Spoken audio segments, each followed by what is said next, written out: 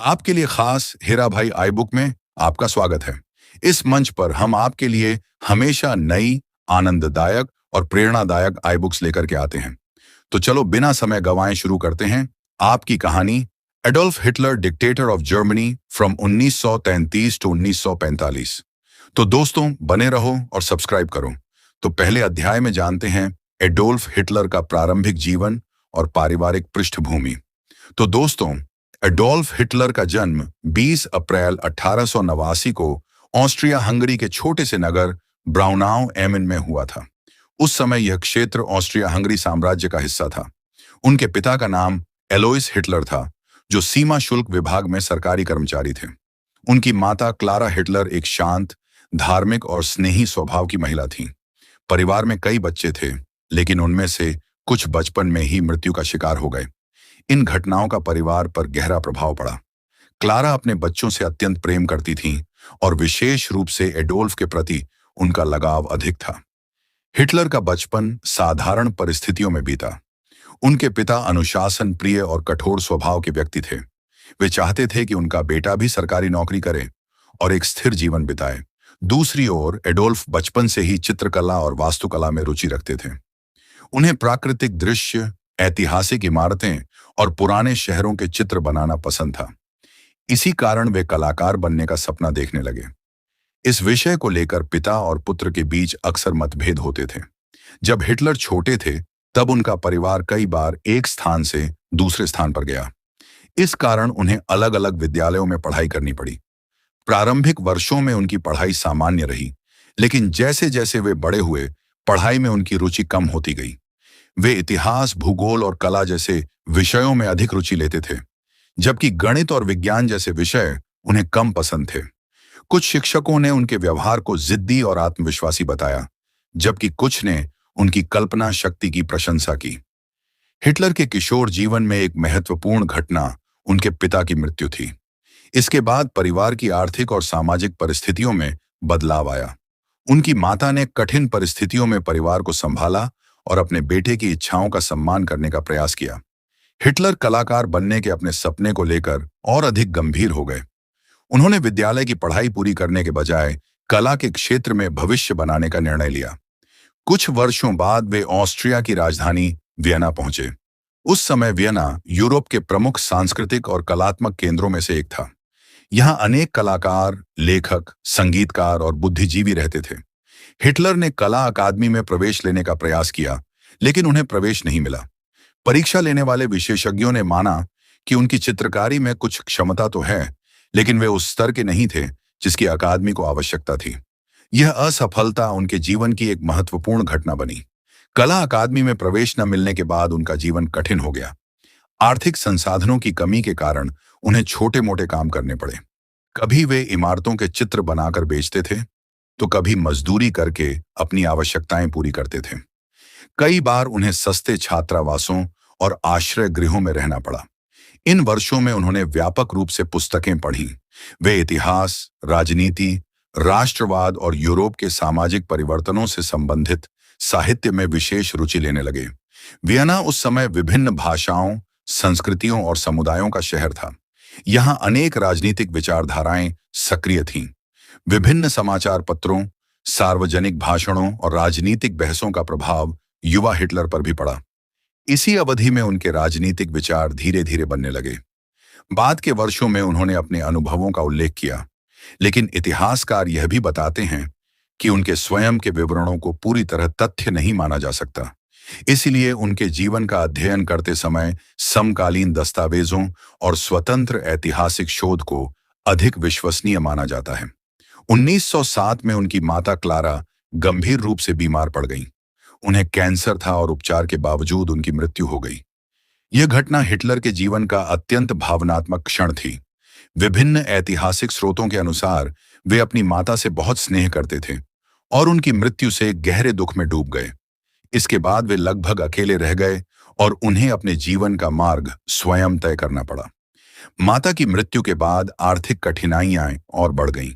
उन्होंने अपने चित्र बेचकर तथा अस्थायी कार्य करके जीवन चलाया। इस दौरान वे यूरोप में बदलती राजनीतिक परिस्थितियों पर भी ध्यान देने लगे। 19वीं शताब्दी के अंत और 20वीं शताब्दी की शुरुआत का समय यूरोप में बड़े राजनीतिक परिवर्तनों का था।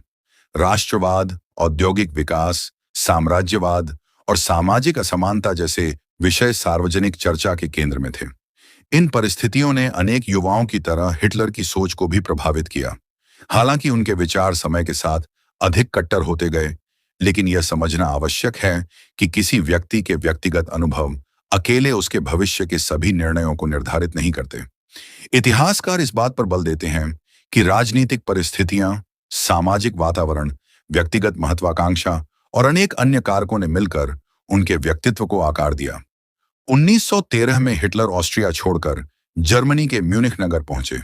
वे स्वयं को जर्मन संस्कृति के अधिक निकट मानते थे और जर्मनी में नया जीवन आरंभ करना चाहते थे।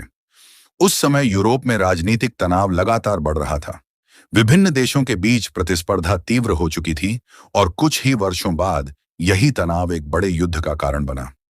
म्यूनिख पहुंचने के बाद हिटलर का जीवन एक नए चरण में प्रवेश करने वाला था।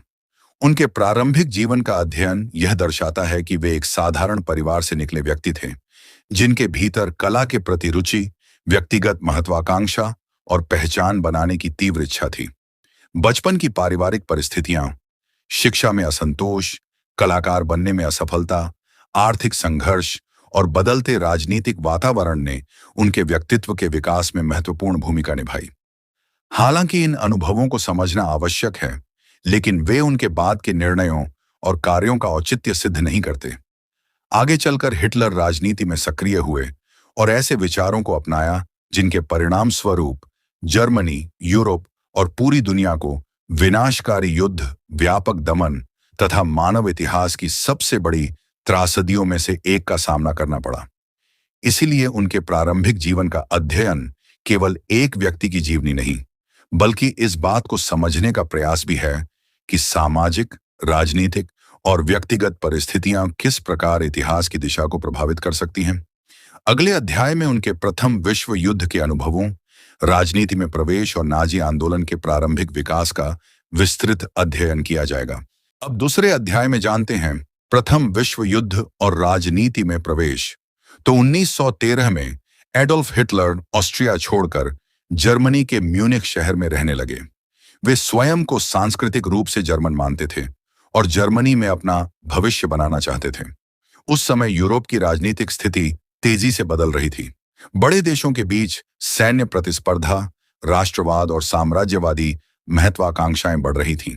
इन तनावपूर्ण परिस्थितियों ने पूरे महाद्वीप को युद्ध के करीब पहुंचा दिया था।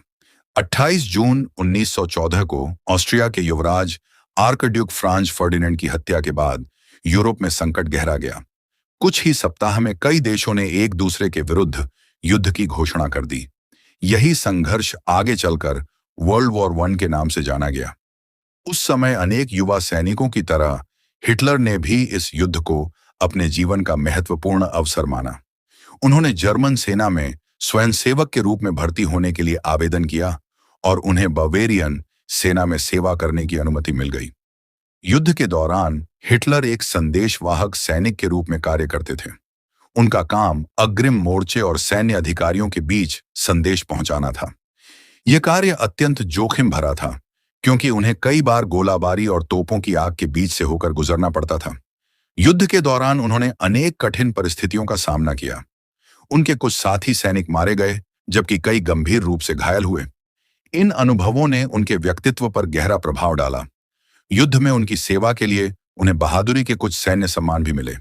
इनमें आयरन क्रॉस द्वितीय श्रेणी और बाद में आयरन क्रॉस प्रथम श्रेणी शामिल थे।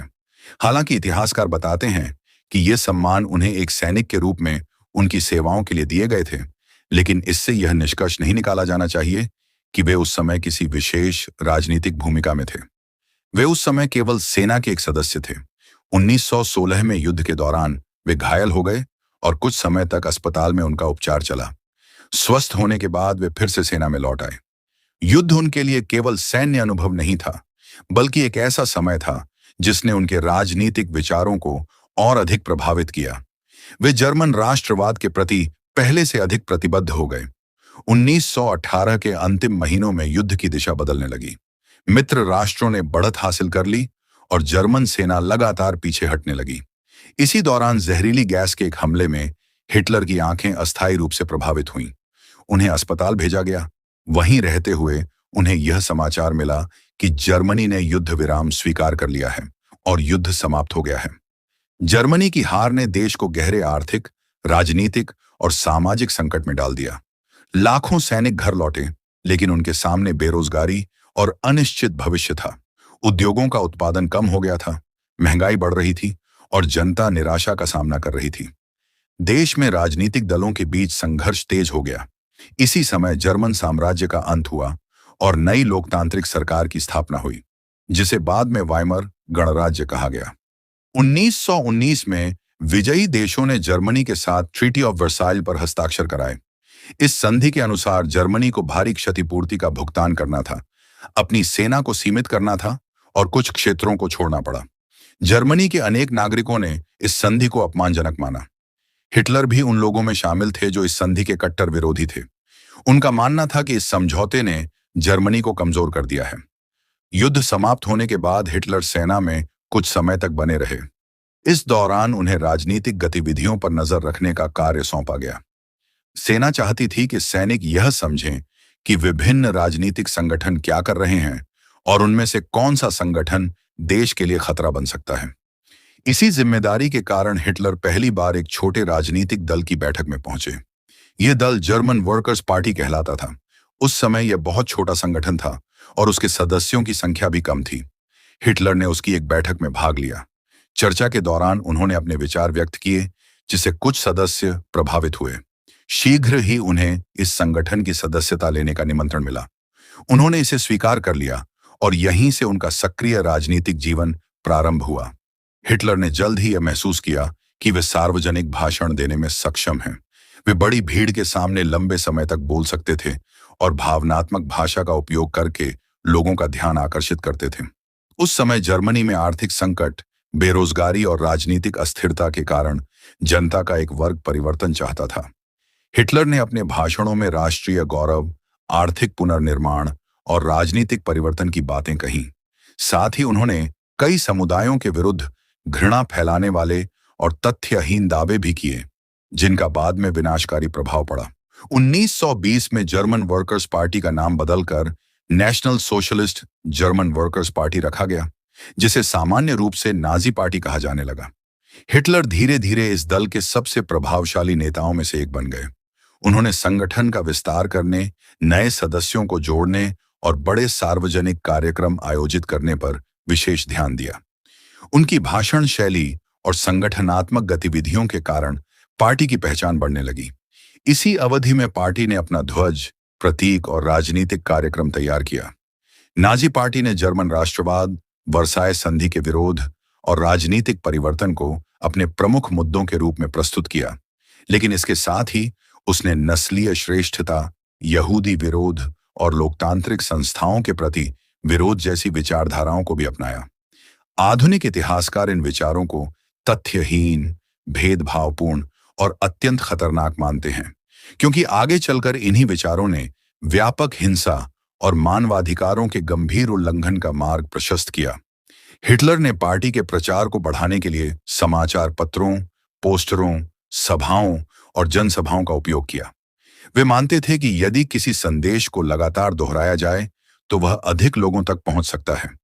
इसी कारण नाजी पार्टी ने प्रचार को अपनी सबसे महत्वपूर्ण राजनीतिक रणनीतियों में शामिल किया। धीरे धीरे उनकी सभाओं में लोगों की संख्या बढ़ने लगी। हालांकि उस समय भी पार्टी जर्मनी की सबसे बड़ी राजनीतिक शक्ति नहीं बनी थी। 1921 तक हिटलर नाजी पार्टी के निर्विवाद नेता बन चुके थे। उन्होंने संगठन को अधिक अनुशासित और केंद्रीकृत रूप दिया। पार्टी के भीतर उनका प्रभाव इतना बढ़ गया कि अधिकांश महत्वपूर्ण निर्णय उन्हीं के नेतृत्व में लिए जाने लगे। यहीं से उनका राजनीतिक सफर एक नए चरण में प्रवेश करता है, जहां वे केवल एक वक्ता नहीं बल्कि एक महत्वाकांक्षी राजनीतिक नेता के रूप में उभरने लगे। प्रथम विश्व युद्ध के अनुभव, जर्मनी की हार, वर्साय संधि से उत्पन्न असंतोष, आर्थिक संकट और राजनीतिक अस्थिरता, इन सभी परिस्थितियों ने हिटलर के राजनीतिक उदय में महत्वपूर्ण भूमिका निभाई। फिर भी यह समझना आवश्यक है कि इन परिस्थितियों ने उनके बाद के निर्णयों को उचित नहीं ठहराया। आगे चलकर उन्होंने जिन नीतियों और विचारों को अपनाया, उन्होंने जर्मनी और विश्व को अभूतपूर्व विनाश, दमन और करोड़ों लोगों की पीड़ा की ओर धकेल दिया। अगले अध्याय में हम नाजी पार्टी के विस्तार, 1923 के असफल सत्ता प्रयास, कारावास, माइन काम्फ के लेखन तथा लोकतांत्रिक प्रक्रिया के माध्यम से सत्ता तक पहुंचने की उनकी रणनीति का विस्तृत अध्ययन करेंगे। अब तीसरे अध्याय में जानते हैं नाजी पार्टी का विस्तार और सत्ता की ओर बढ़ते कदम। तो 1921 तक एडोल्फ हिटलर नाजी पार्टी के सबसे प्रभावशाली नेता बन चुके थे। वे समझ चुके थे कि केवल भाषणों से सत्ता प्राप्त नहीं की जा सकती। इसके लिए एक संगठित राजनीतिक दल, अनुशासित कार्यकर्ता, प्रभावी प्रचार और जनता का समर्थन आवश्यक था। इसी सोच के साथ उन्होंने पार्टी को मजबूत बनाने का कार्य प्रारंभ किया। उन्होंने पूरे जर्मनी में सभाएं आयोजित करनी शुरू की, जिनमें वे देश की आर्थिक कठिनाइयों, बेरोजगारी और राजनीतिक अस्थिरता का उल्लेख करते थे। उनके भाषणों में राष्ट्रवाद और परिवर्तन का संदेश होता था, लेकिन साथ ही वे कई समुदायों के विरुद्ध झूठे और भेदभावपूर्ण आरोप भी लगाते थे। इतिहासकार स्पष्ट रूप से बताते हैं कि ये दावे तथ्यहीन थे और बाद में व्यापक हिंसा का कारण बने। उस समय जर्मनी गंभीर आर्थिक संकट से गुजर रहा था। युद्ध के बाद देश पर भारी क्षतिपूर्ति का बोझ था। उद्योगों का उत्पादन घट चुका था और बेरोजगारी बढ़ रही थी। अनेक परिवार अपनी दैनिक आवश्यकताओं को पूरा करने में कठिनाई महसूस कर रहे थे। जनता के एक वर्ग में यह भावना थी कि सरकार उनकी समस्याओं का समाधान नहीं कर पा रही है। नाजी पार्टी ने इसी असंतोष का राजनीतिक लाभ उठाने का प्रयास किया। 1923 जर्मनी के इतिहास का अत्यंत कठिन वर्ष था। उस समय देश में महंगाई इतनी अधिक बढ़ गई कि मुद्रा का मूल्य लगभग समाप्त हो गया। लोगों को सामान्य वस्तुएं खरीदने के लिए लाखों करोड़ों मार्क खर्च करने पड़ते थे। कर्मचारियों को दिन में कई बार वेतन दिया जाता था, क्योंकि शाम तक उसकी कीमत कम हो जाती थी। इस आर्थिक संकट ने जनता में निराशा और असंतोष को और अधिक बढ़ा दिया। इसी दौरान फ्रांस और बेल्जियम की सेनाओं ने जर्मनी के औद्योगिक क्षेत्र रूहर पर कब्जा कर लिया। इसका उद्देश्य जर्मनी से युद्ध क्षतिपूर्ति की वसूली करना था। इस घटना से जर्मन जनता में आक्रोश फैल गया। नाजी पार्टी ने इसे अपने प्रचार का प्रमुख विषय बनाया और स्वयं को राष्ट्र के सम्मान की रक्षा करने वाली शक्ति के रूप में प्रस्तुत करने का प्रयास किया। हिटलर को विश्वास हो गया कि यदि सरकार कमजोर है तो बलपूर्वक सत्ता प्राप्त की जा सकती है। उन्होंने इटली में बेनिटो मुसोलिनी के सत्ता में आने की घटनाओं का अध्ययन किया और वैसा ही प्रयास जर्मनी में करने की योजना बनाई। नवंबर 1923 में उन्होंने म्यूनिख में सरकार के विरुद्ध विद्रोह करने का प्रयास किया। यह घटना इतिहास में बियर हॉल पुट्श के नाम से जानी जाती है। इस विद्रोह के दौरान हिटलर और उनके समर्थकों ने स्थानीय सरकार पर नियंत्रण स्थापित करने का प्रयास किया। उनका उद्देश्य बवेरिया की सरकार पर अधिकार करके आगे बर्लिन की ओर बढ़ना था, लेकिन यह योजना सफल नहीं हुई। पुलिस और सरकारी बलों ने विद्रोह को रोक दिया। गोलीबारी हुई, कई लोग मारे गए और अनेक घायल हुए। हिटलर को गिरफ्तार कर लिया गया। विद्रोह की असफलता उनके राजनीतिक जीवन का अंत भी हो सकती थी, लेकिन घटनाएं अलग दिशा में गईं। उन पर देशद्रोह का मुकदमा चलाया गया। अदालत में उन्होंने अपने विचारों का बचाव करते हुए लंबे भाषण दिए। मुकदमे की समाचार रिपोर्टें पूरे जर्मनी में प्रकाशित हुईं, जिससे उनका नाम पहले से अधिक लोगों तक पहुंचा। अंततः उन्हें 5 वर्ष के कारावास की सजा सुनाई गई, लेकिन उन्हें अपेक्षाकृत आरामदायक परिस्थितियों वाली जेल में रखा गया। जेल में रहते हुए हिटलर ने अपने राजनीतिक विचारों को व्यवस्थित रूप से लिखना शुरू किया। इसी दौरान उन्होंने माइन काम्फ नामक पुस्तक लिखी, जिसमें उन्होंने अपने राजनीतिक दृष्टिकोण, राष्ट्रवाद, प्रचार और नस्लीय विचारों का वर्णन किया। आधुनिक इतिहासकार इस पुस्तक को नाजी विचारधारा का प्रमुख दस्तावेज मानते हैं। इसमें अनेक ऐसे विचार प्रस्तुत किए गए थे जो वैज्ञानिक तथ्यों और मानव समानता के सिद्धांतों के विरुद्ध थे। आगे चलकर इन्हीं विचारों का उपयोग भेदभाव, दमन और हिंसा को उचित ठहराने के लिए किया गया। लगभग 9 महीने बाद हिटलर को जेल से रिहा कर दिया गया। जेल से बाहर आने के बाद उन्होंने अपनी रणनीति बदल दी। अब उन्होंने समझ लिया था कि हिंसक विद्रोह के माध्यम से सत्ता प्राप्त करना कठिन होगा। इसलिए उन्होंने लोकतांत्रिक चुनावों और संवैधानिक प्रक्रियाओं के माध्यम से सत्ता तक पहुंचने की योजना बनाई। यह उनके राजनीतिक जीवन का एक महत्वपूर्ण मोड़ था। रिहाई के बाद उन्होंने नाजी पार्टी का पुनर्गठन प्रारंभ किया। उन्होंने स्थानीय शाखाओं की संख्या बढ़ाई सदस्यता अभियान चलाया और पूरे जर्मनी में संगठन का विस्तार किया। पार्टी के कार्यकर्ताओं को विशेष प्रशिक्षण दिया जाने लगा ताकि वे प्रचार, जनसंपर्क और राजनीतिक गतिविधियों में अधिक प्रभावी बन सकें। इसी समय पार्टी के विभिन्न विभाग बनाए गए जिनका उद्देश्य अलग अलग सामाजिक वर्गों तक पहुंचना था। हिटलर ने प्रचार के महत्व को बहुत अच्छी तरह समझा। उन्होंने बड़े सार्वजनिक कार्यक्रमों, झंडों, नारों, संगीत और व्यवस्थित सभाओं का उपयोग करके लोगों का ध्यान आकर्षित किया। रेडियो, समाचार पत्र और पोस्टर भी उनके प्रचार अभियान का हिस्सा बने। उनके भाषण भावनात्मक होते थे और वे जर्मनी के गौरवशाली भविष्य का चित्र प्रस्तुत करते थे, लेकिन साथ ही वे अनेक समस्याओं के लिए विशेष समुदायों को दोषी ठहराते थे। यह प्रचार तथ्यात्मक नहीं था और इससे समाज में घृणा तथा विभाजन बढ़ा। 1924 के बाद जर्मनी की आर्थिक स्थिति कुछ वर्षों के लिए बेहतर होने लगी। विदेशी निवेश बढ़ा, उद्योगों में सुधार हुआ और बेरोजगारी कुछ कम हुई। इस कारण नाजी पार्टी का विस्तार कुछ समय के लिए धीमा पड़ गया। अनेक मतदाताओं ने मध्यमार्गी राजनीतिक दलों का समर्थन जारी रखा। इससे स्पष्ट हुआ कि आर्थिक स्थिरता लोकतांत्रिक व्यवस्था को मजबूत करने में महत्वपूर्ण भूमिका निभा सकती है। लेकिन 1929 में विश्वव्यापी आर्थिक मंदी शुरू हुई। अनेक बैंक बंद हो गए, उद्योगों में उत्पादन घट गया और लाखों लोग बेरोजगार हो गए। जर्मनी भी इस संकट से बुरी तरह प्रभावित हुआ। जनता का विश्वास सरकार से कम होने लगा। इसी परिस्थिति का लाभ उठाकर नाजी पार्टी ने अपने प्रचार को और तेज कर दिया। उन्होंने स्वयं को ऐसी पार्टी के रूप में प्रस्तुत किया जो देश को संकट से बाहर निकाल सकती है। 1930 के चुनावों में नाजी पार्टी को पहले की तुलना में कहीं अधिक सफलता मिली। संसद में उसकी सीटों की संख्या तेजी से बढ़ी। यह परिणाम इस बात का संकेत था कि जर्मनी की राजनीति बदल रही है। अगले 2 वर्षों में पार्टी का प्रभाव लगातार बढ़ता गया।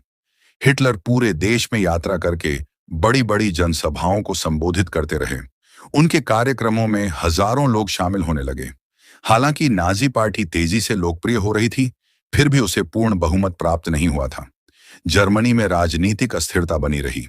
सरकारें बार बार बदल रही थीं और संसद में स्थायी बहुमत बनाना कठिन हो गया था। इस स्थिति ने राष्ट्रपति और अन्य राजनीतिक नेताओं पर दबाव बढ़ाया कि वे किसी स्थिर सरकार का गठन करें। जनवरी 1933 में अंततः राष्ट्रपति पॉल फॉन हिंडनबर्ग ने एडोल्फ हिटलर को जर्मनी का चांसलर नियुक्त किया। उस समय कई वरिष्ठ नेताओं को विश्वास था कि वे हिटलर को नियंत्रित कर सकेंगे और उनकी सरकार सीमित अधिकारों के साथ काम करेगी। लेकिन यह अनुमान गलत सिद्ध हुआ। अगले कुछ महीनों में हिटलर ने लोकतांत्रिक संस्थाओं को कमजोर करना शुरू किया और धीरे धीरे समस्त सत्ता अपने हाथों में केंद्रित कर ली। इस प्रकार नाजी पार्टी का एक छोटा राजनीतिक संगठन कुछ ही वर्षों में जर्मनी की सबसे शक्तिशाली राजनीतिक ताकत बन गया। आर्थिक संकट, राजनीतिक अस्थिरता, प्रभावशाली प्रचार, संगठनात्मक अनुशासन और लोकतांत्रिक व्यवस्था की कमजोरियों ने इस प्रक्रिया में महत्वपूर्ण भूमिका निभाई। लेकिन यह भी उतना ही महत्वपूर्ण है कि नाजी विचारधारा का आधार असमानता, घृणा और अधिनायकवाद पर टिका था, जिसके परिणाम बाद के वर्षों में जर्मनी और पूरे विश्व के लिए अत्यंत विनाशकारी सिद्ध हुए। अगले अध्याय में हम 1933 में हिटलर के चांसलर बनने, लोकतांत्रिक व्यवस्था के अंत, सत्ता के केंद्रीकरण और जर्मनी में तानाशाही शासन की स्थापना का विस्तृत अध्ययन करेंगे। अब चौथे अध्याय में जानते हैं 1933 में सत्ता प्राप्ति और तानाशाही की स्थापना कैसे हुई। तो 30 जनवरी 1933 जर्मनी के इतिहास का एक निर्णायक दिन था। इसी दिन एडोल्फ हिटलर को राष्ट्रपति पॉल फॉन हिंडनबर्ग ने जर्मनी का चांसलर नियुक्त किया। यह नियुक्ति लोकतांत्रिक संविधान के अंतर्गत हुई थी, लेकिन आने वाले महीनों में घटनाएं इतनी तेजी से बदलीं कि जर्मनी का लोकतंत्र लगभग समाप्त हो गया। हिटलर और नाजी पार्टी ने कानूनी प्रक्रियाओं, राजनीतिक दबाव, प्रचार और दमन का उपयोग करके धीरे धीरे समस्त सत्ता अपने हाथों में केंद्रित कर ली। जब हिटलर चांसलर बने तब नाजी पार्टी संसद की सबसे बड़ी पार्टी अवश्य थी, लेकिन उसे पूर्ण बहुमत प्राप्त नहीं था। इसलिए उन्हें अन्य राजनीतिक दलों के सहयोग की आवश्यकता थी। कई परंपरागत राजनेताओं और उद्योगपतियों को विश्वास था कि वे हिटलर को नियंत्रित कर सकेंगे और उनकी लोकप्रियता का उपयोग अपनी राजनीतिक योजनाओं के लिए करेंगे। इतिहास ने सिद्ध किया कि यह अनुमान गलत था। सत्ता संभालने के तुरंत बाद हिटलर ने नए चुनाव कराने की घोषणा की। उनका उद्देश्य संसद में अपनी पार्टी की स्थिति को और मजबूत करना था। पूरे जर्मनी में नाजी प्रचार अभियान तेज कर दिया गया।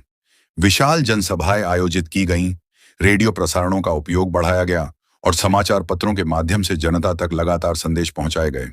प्रचार में यह दिखाया गया कि केवल नाजी पार्टी ही जर्मनी को आर्थिक संकट, बेरोजगारी और राजनीतिक अस्थिरता से बाहर निकाल सकती है। 27 फरवरी 1933 की रात जर्मन संसद भवन, जिसे राइक्सटाग कहा जाता था, में आग लग गई। यह घटना पूरे देश में सनसनी बन गई। सरकार ने तुरंत इसे राष्ट्रीय सुरक्षा के लिए बड़ा खतरा बताया। इस घटना के वास्तविक कारणों पर इतिहासकारों के बीच लंबे समय तक चर्चा होती रही है, लेकिन यह स्पष्ट है कि नाजी सरकार ने इस घटना का उपयोग अपने राजनीतिक विरोधियों के विरुद्ध कठोर कार्रवाई करने के लिए किया। आग लगने के अगले ही दिन एक आपातकालीन आदेश जारी किया गया। इस आदेश के माध्यम से नागरिकों के अनेक मूल अधिकार अस्थायी रूप से निलंबित कर दिए गए। अभिव्यक्ति की स्वतंत्रता, प्रेस की स्वतंत्रता, सभा करने का अधिकार और निजी पत्राचार की सुरक्षा जैसी लोकतांत्रिक स्वतंत्रताओं पर गंभीर प्रतिबंध लगा दिए गए। पुलिस को बिना मुकदमे के लोगों को गिरफ्तार करने का व्यापक अधिकार मिल गया। हजारों राजनीतिक कार्यकर्ताओं, विशेषकर साम्यवादी और अन्य विपक्षी दलों के सदस्यों को गिरफ्तार कर लिया गया। मार्च 1933 के चुनावों में नाजी पार्टी सबसे बड़ी शक्ति बनकर उभरी, लेकिन फिर भी उसे अकेले पूर्ण बहुमत प्राप्त नहीं हुआ। इसके बावजूद हिटलर ने संसद में एक महत्वपूर्ण कानून प्रस्तुत किया, जिसे एनेबलिंग एक्ट कहा गया। इस कानून के माध्यम से सरकार को संसद की स्वीकृति के बिना कानून बनाने का अधिकार मिल गया। कई विपक्षी नेता पहले ही गिरफ्तार किए जा चुके थे और अनेक सांसद भय तथा दबाव के वातावरण में मतदान कर रहे थे। अंततः यह कानून पारित हो गया और जर्मन लोकतंत्र की नींव लगभग समाप्त हो गई। एनेबलिंग एक्ट के पारित होने के बाद हिटलर ने तेजी से सभी लोकतांत्रिक संस्थाओं को कमजोर करना शुरू किया। राज्यों की स्वायत्त शक्तियां समाप्त कर दी गईं और केंद्रीय सरकार का नियंत्रण बढ़ा दिया गया। विभिन्न सरकारी विभागों, न्यायपालिका और प्रशासन में नाजी समर्थकों की नियुक्ति की जाने लगी। धीरे धीरे पूरा प्रशासनिक ढांचा नाजी नेतृत्व के अधीन आ गया। इसके बाद राजनीतिक दलों पर कार्रवाई शुरू हुई। पहले विपक्षी दलों की गतिविधियों पर प्रतिबंध लगाए गए और बाद में उन्हें पूरी तरह समाप्त कर दिया गया। कुछ ही महीनों के भीतर जर्मनी में केवल नाजी पार्टी को वैध राजनीतिक दल के रूप में रहने की अनुमति थी। इस प्रकार बहुदलीय लोकतांत्रिक व्यवस्था समाप्त हो गई और एक दलीय शासन स्थापित हो गया। श्रमिक संगठनों पर भी सरकार ने नियंत्रण स्थापित किया। स्वतंत्र ट्रेड यूनियनों को भंग कर दिया गया और उनकी जगह सरकार के नियंत्रण वाला संगठन बनाया गया। इसका उद्देश्य श्रमिकों की स्वतंत्र राजनीतिक गतिविधियों को समाप्त करना था। उद्योगों और श्रमिकों के बीच संबंधों पर भी राज्य का प्रभाव बढ़ गया। प्रचार मंत्रालय की स्थापना नाजी शासन की सबसे महत्वपूर्ण संस्थाओं में से एक थी। इसके प्रमुख जोसेफ गोएबल्स बनाए गए। उनका कार्य समाचार पत्रों, रेडियो, फिल्मों, पुस्तकों और सांस्कृतिक कार्यक्रमों के माध्यम से सरकार का प्रचार करना था। धीरे धीरे मीडिया पर सरकारी नियंत्रण स्थापित हो गया। सरकार की आलोचना करना अत्यंत कठिन होता गया और केवल वही समाचार प्रकाशित किए जाते थे जो शासन के अनुकूल हों। शिक्षा व्यवस्था में भी बड़े परिवर्तन किए गए। विद्यालयों और विश्वविद्यालयों के पाठ्यक्रमों में नाजी विचारधारा का प्रभाव बढ़ाया गया। विद्यार्थियों को राष्ट्रवाद और सरकार के प्रति निष्ठा का संदेश दिया जाने लगा। इतिहास और सामाजिक विज्ञान की पुस्तकों में भी राजनीतिक दृष्टिकोण को बढ़ावा दिया गया। स्वतंत्र विचारों को प्रोत्साहित करने के बजाय सरकार के अनुकूल शिक्षा पर बल दिया गया। युवाओं को संगठित करने के लिए विशेष संगठन बनाए गए। इन संगठनों का उद्देश्य नई पीढ़ी को नाजी विचारधारा के अनुसार तैयार करना था। खेल, अनुशासन और सामूहिक गतिविधियों के साथ साथ राजनीतिक शिक्षा भी इनका हिस्सा थी। सरकार चाहती थी कि भविष्य की पीढ़ी पूरी तरह उसके विचारों से प्रभावित हो। 1933 में ही पहला एकाग्रता शिविर स्थापित किया गया। प्रारंभिक वर्षों में इन शिविरों का उपयोग मुख्यतः राजनीतिक विरोधियों को बंदी बनाने के लिए किया गया। बाद के वर्षों में यही शिविर व्यापक दमन और मानवाधिकारों के गंभीर उल्लंघन के केंद्र बन गए।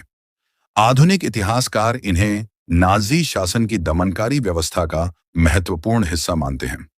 आर्थिक क्षेत्र में सरकार ने बेरोजगारी कम करने के लिए कई सार्वजनिक निर्माण परियोजनाएं शुरू की। सड़कों, पुलों और अन्य बुनियादी ढांचों के निर्माण पर विशेष ध्यान दिया गया। इससे कुछ लोगों को रोजगार मिला और सरकार की लोकप्रियता बढ़ी।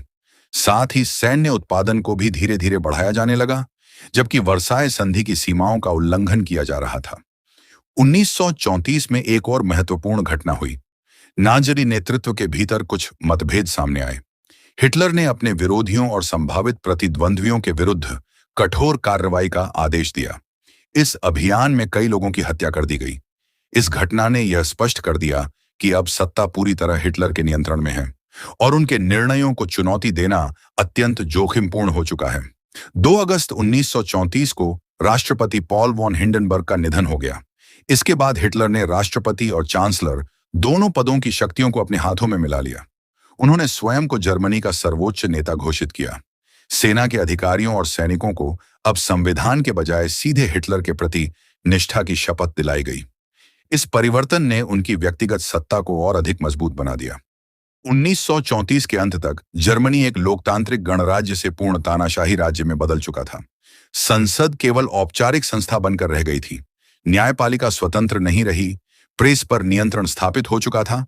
विपक्ष समाप्त कर दिया गया था और सरकारी नीतियों का विरोध करना अत्यंत कठिन हो गया था। राज्य की लगभग सभी संस्थाएं एक व्यक्ति और एक राजनीतिक दल के नियंत्रण में आ गई थीं।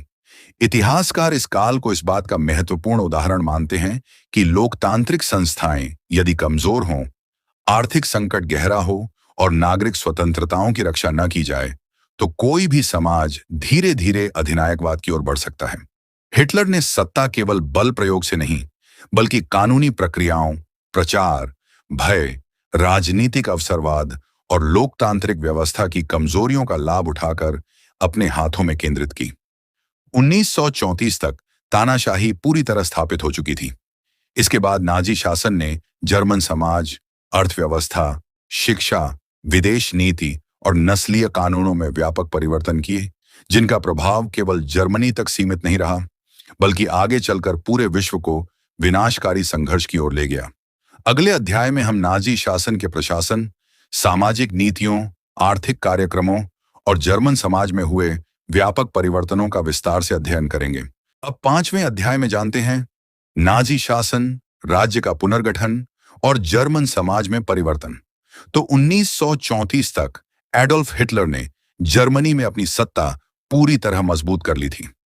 राष्ट्रपति और चांसलर दोनों पदों की शक्तियां उनके हाथों में आ चुकी थीं। सेना, प्रशासन, पुलिस और सरकारी संस्थाएं अब सीधे उनके नेतृत्व के अधीन कार्य कर रही थीं। लोकतांत्रिक व्यवस्था लगभग समाप्त हो चुकी थी और जर्मनी एक ऐसे राज्य में बदल गया था जहां अधिकांश महत्वपूर्ण निर्णय केवल शीर्ष नेतृत्व द्वारा लिए जाते थे। सत्ता को स्थायी रूप से मजबूत करने के लिए नाजी सरकार ने प्रशासनिक व्यवस्था में बड़े परिवर्तन किए। जर्मनी के विभिन्न राज्यों की स्वतंत्र शक्तियां कम कर दी गईं और केंद्र सरकार का नियंत्रण बढ़ा दिया गया। स्थानीय प्रशासन, न्यायालय, पुलिस और सरकारी अधिकारियों से अपेक्षा की गई कि वे नाजी नीतियों का पालन करें। धीरे धीरे प्रशासन के लगभग सभी प्रमुख पदों पर ऐसे लोगों की नियुक्ति की गई जो सरकार के प्रति पूरी तरह निष्ठावान थे। नाजी शासन का एक प्रमुख उद्देश्य समाज के प्रत्येक क्षेत्र पर नियंत्रण स्थापित करना था। सरकार चाहती थी कि नागरिकों का राजनीतिक, सामाजिक और सांस्कृतिक जीवन उसकी विचारधारा के अनुरूप चले। इसलिए केवल राजनीतिक संस्थाओं पर ही नहीं, बल्कि शिक्षा, कला, साहित्य, खेल, संगीत और सार्वजनिक जीवन पर भी सरकारी प्रभाव बढ़ाया गया। शिक्षा व्यवस्था में व्यापक परिवर्तन किए गए। विद्यालयों के पाठ्यक्रम संशोधित किए गए और उनमें राष्ट्रवाद तथा नाजी विचारधारा से संबंधित विषयों को अधिक महत्व दिया गया। शिक्षकों से अपेक्षा की जाती थी कि वे सरकार की नीतियों के अनुरूप पढ़ाएं। इतिहास, भूगोल और नागरिक शास्त्र जैसे विषयों में विशेष रूप से राजनीतिक दृष्टिकोण को बढ़ावा दिया गया। विद्यार्थियों को अनुशासन, आज्ञाकारिता और सरकार के प्रति निष्ठा का संदेश दिया जाता था। युवाओं के लिए विशेष संगठन बनाए गए, जिनमें बड़ी संख्या में लड़के और लड़कियां शामिल किए गए। इन संगठनों में शारीरिक प्रशिक्षण, खेल, सामूहिक गतिविधियां और वैचारिक शिक्षा दी जाती थी। सरकार का उद्देश्य नई पीढ़ी को बचपन से ही अपने राजनीतिक दृष्टिकोण के अनुसार तैयार करना था। धीरे धीरे इन संगठनों में भाग लेना सामाजिक रूप से लगभग अनिवार्य बन गया। प्रचार नाजी शासन की सबसे प्रभावशाली नीतियों में से एक था। प्रचार मंत्रालय के नेतृत्व में समाचार पत्रों, रेडियो, फिल्मों, पोस्टरों और सार्वजनिक कार्यक्रमों का व्यापक उपयोग किया गया। सरकार के संदेश को पूरे देश में लगातार दोहराया जाता था। बड़ी बड़ी रैलियां आयोजित की जाती थीं, जिनमें हजारों लोग भाग लेते थे। इन कार्यक्रमों का उद्देश्य जनता के सामने सरकार की शक्ति और लोकप्रियता का प्रदर्शन करना भी था। रेडियो उस समय संचार का सबसे प्रभावी माध्यम बन रहा था। सरकार ने सस्ते रेडियो सेट उपलब्ध कराने को प्रोत्साहित किया ताकि अधिक से अधिक लोग सरकारी प्रसारण सुन सकें। समाचारों और भाषणों के माध्यम से सरकार अपने विचार सीधे जनता तक पहुंचाती थी। स्वतंत्र समाचार स्रोतों पर नियंत्रण बढ़ा दिया गया और सरकार की आलोचना करने वाले प्रकाशनों पर प्रतिबंध लगाए गए। साहित्य, कला और संगीत के क्षेत्र में भी सरकारी नियंत्रण स्थापित किया गया। केवल वही रचनाएं सार्वजनिक रूप से प्रस्तुत की जा सकती थीं जिन्हें सरकार उपयुक्त मानती थी। जिन कलाकारों, लेखकों या बुद्धिजीवियों के विचार शासन के अनुरूप नहीं थे, उन्हें अनेक कठिनाइयों का सामना करना पड़ा। कुछ लोगों ने देश छोड़ दिया, जबकि अन्य को अपनी गतिविधियां सीमित करनी पड़ी। आर्थिक क्षेत्र में नाजी सरकार ने बेरोजगारी कम करने के लिए कई योजनाएं शुरू की। बड़े पैमाने पर सड़कें, पुल और अन्य सार्वजनिक निर्माण परियोजनाएं प्रारंभ की गईं। इनमें सबसे प्रसिद्ध परियोजनाओं में आधुनिक राजमार्गों का निर्माण शामिल था। इन योजनाओं से अनेक लोगों को रोजगार मिला और सरकार ने इन्हें अपनी उपलब्धियों के रूप में प्रस्तुत किया। सरकार ने उद्योगों के विकास पर भी विशेष ध्यान दिया। इस्पात, कोयला, रसायन और मशीन निर्माण जैसे क्षेत्रों में उत्पादन बढ़ाने का प्रयास किया गया। साथ ही रक्षा उद्योग का विस्तार भी शुरू हो गया। यद्यपि जर्मनी पर सैन्य सीमाएं लागू थीं, फिर भी सरकार ने धीरे धीरे सैन्य उत्पादन को बढ़ाना प्रारंभ कर दिया। यह आगे चलकर बड़े पैमाने पर पुनः शस्त्रीकरण की नीति का आधार बना। 1935 में अनिवार्य सैन्य सेवा फिर से लागू कर दी गई। यह निर्णय वर्साय संधि के प्रावधानों के विरुद्ध था, लेकिन सरकार ने इसे राष्ट्रीय सुरक्षा के लिए आवश्यक बताया। सेना का तेजी से विस्तार शुरू हुआ और आधुनिक हथियारों के निर्माण पर विशेष ध्यान दिया गया। इस नीति ने जर्मनी की सैन्य शक्ति को पहले की तुलना में काफी बढ़ा दिया। महिलाओं की भूमिका के संबंध में भी सरकार की स्पष्ट नीति थी। शासन परिवार, मातृत्व और बच्चों के पालन पोषण को महिलाओं की मुख्य जिम्मेदारी के रूप में प्रस्तुत करता था। अनेक सरकारी कार्यक्रमों के माध्यम से बड़े परिवारों को प्रोत्साहित किया गया। दूसरी ओर उच्च शिक्षा और कुछ पेशों में महिलाओं की भागीदारी को सीमित करने के प्रयास भी किए गए। हालांकि बाद के वर्षों में युद्ध की आवश्यकताओं के कारण इन नीतियों में कुछ परिवर्तन करना पड़ा। नाजी शासन ने समाज में राष्ट्रीय एकता का विचार प्रस्तुत किया, लेकिन व्यवहार में यह एकता सभी नागरिकों के लिए समान नहीं थी। सरकार ने उन लोगों को विशेष महत्व दिया जिन्हें वह अपने राजनीतिक और नस्लीय मानदंडों के अनुसार उपयुक्त मानती थी। इसके विपरीत कई समुदायों और समूहों को व्यवस्थित रूप से भेदभाव का सामना करना पड़ा। 1935 में नूरेमबर्ग लॉज लागू किए गए। इन कानूनों ने विशेष रूप से यहूदी नागरिकों के अधिकारों को गंभीर रूप से सीमित कर दिया। उन्हें नागरिकता के कई अधिकारों से वंचित किया गया और विभिन्न प्रकार के सामाजिक तथा कानूनी प्रतिबंध लगाए गए। आधुनिक इतिहासकार इन कानूनों को आगे होने वाले व्यापक उत्पीड़न और मानवाधिकार उल्लंघनों की महत्वपूर्ण शुरुआत मानते हैं। इसके साथ ही अन्य कई समूहों जैसे रोमा समुदाय, विकलांग व्यक्तियों, राजनीतिक विरोधियों और कुछ धार्मिक समूहों के विरुद्ध भी भेदभावपूर्ण नीतियां अपनाई गईं। सरकार ने इन समुदायों के अधिकारों को सीमित किया और कई लोगों को गिरफ्तार कर एकाग्रता शिविरों में भेजा गया। इन नीतियों का उद्देश्य समाज को सरकार की विचारधारा के अनुसार नियंत्रित करना था। पुलिस व्यवस्था भी पहले की तुलना में कहीं अधिक शक्तिशाली बन गई। गुप्त पुलिस और सुरक्षा एजेंसियों को व्यापक अधिकार प्राप्त थे। सरकार के आलोचकों, राजनीतिक विरोधियों और संदिग्ध व्यक्तियों की निगरानी की जाती थी। अनेक लोगों को बिना निष्पक्ष न्यायिक प्रक्रिया के गिरफ्तार किया गया। इससे समाज में भय का वातावरण बन गया और बहुत से लोग खुलकर अपनी राय व्यक्त करने से बचने लगे। नाजी शासन ने विदेश नीति में भी सक्रिय कदम उठाने शुरू कर दिए। उसका उद्देश्य वर्साय संधि की सीमाओं को समाप्त करना और जर्मनी की अंतर्राष्ट्रीय स्थिति को मजबूत करना था। सरकार ने सैन्य शक्ति बढ़ाने के साथ साथ उन क्षेत्रों पर भी ध्यान देना शुरू किया जिन्हें वह ऐतिहासिक या सांस्कृतिक रूप से जर्मनी से जुड़ा मानती थी। यूरोप के अन्य देशों ने इन गतिविधियों पर चिंता व्यक्त की, लेकिन प्रारंभिक वर्षों में कई सरकारों ने प्रत्यक्ष टकराव से बचने की नीति अपनाई। 1936 में जर्मन सेना ने राइनलैंड क्षेत्र में प्रवेश किया, जबकि इस क्षेत्र को संधियों के अनुसार असैन्य रखा जाना था। इस कदम का तत्काल सैन्य विरोध नहीं हुआ, जिससे नाजी नेतृत्व का आत्मविश्वास और बढ़ गया। हिटलर ने इसे अपनी विदेश नीति की बड़ी सफलता के रूप में प्रस्तुत किया।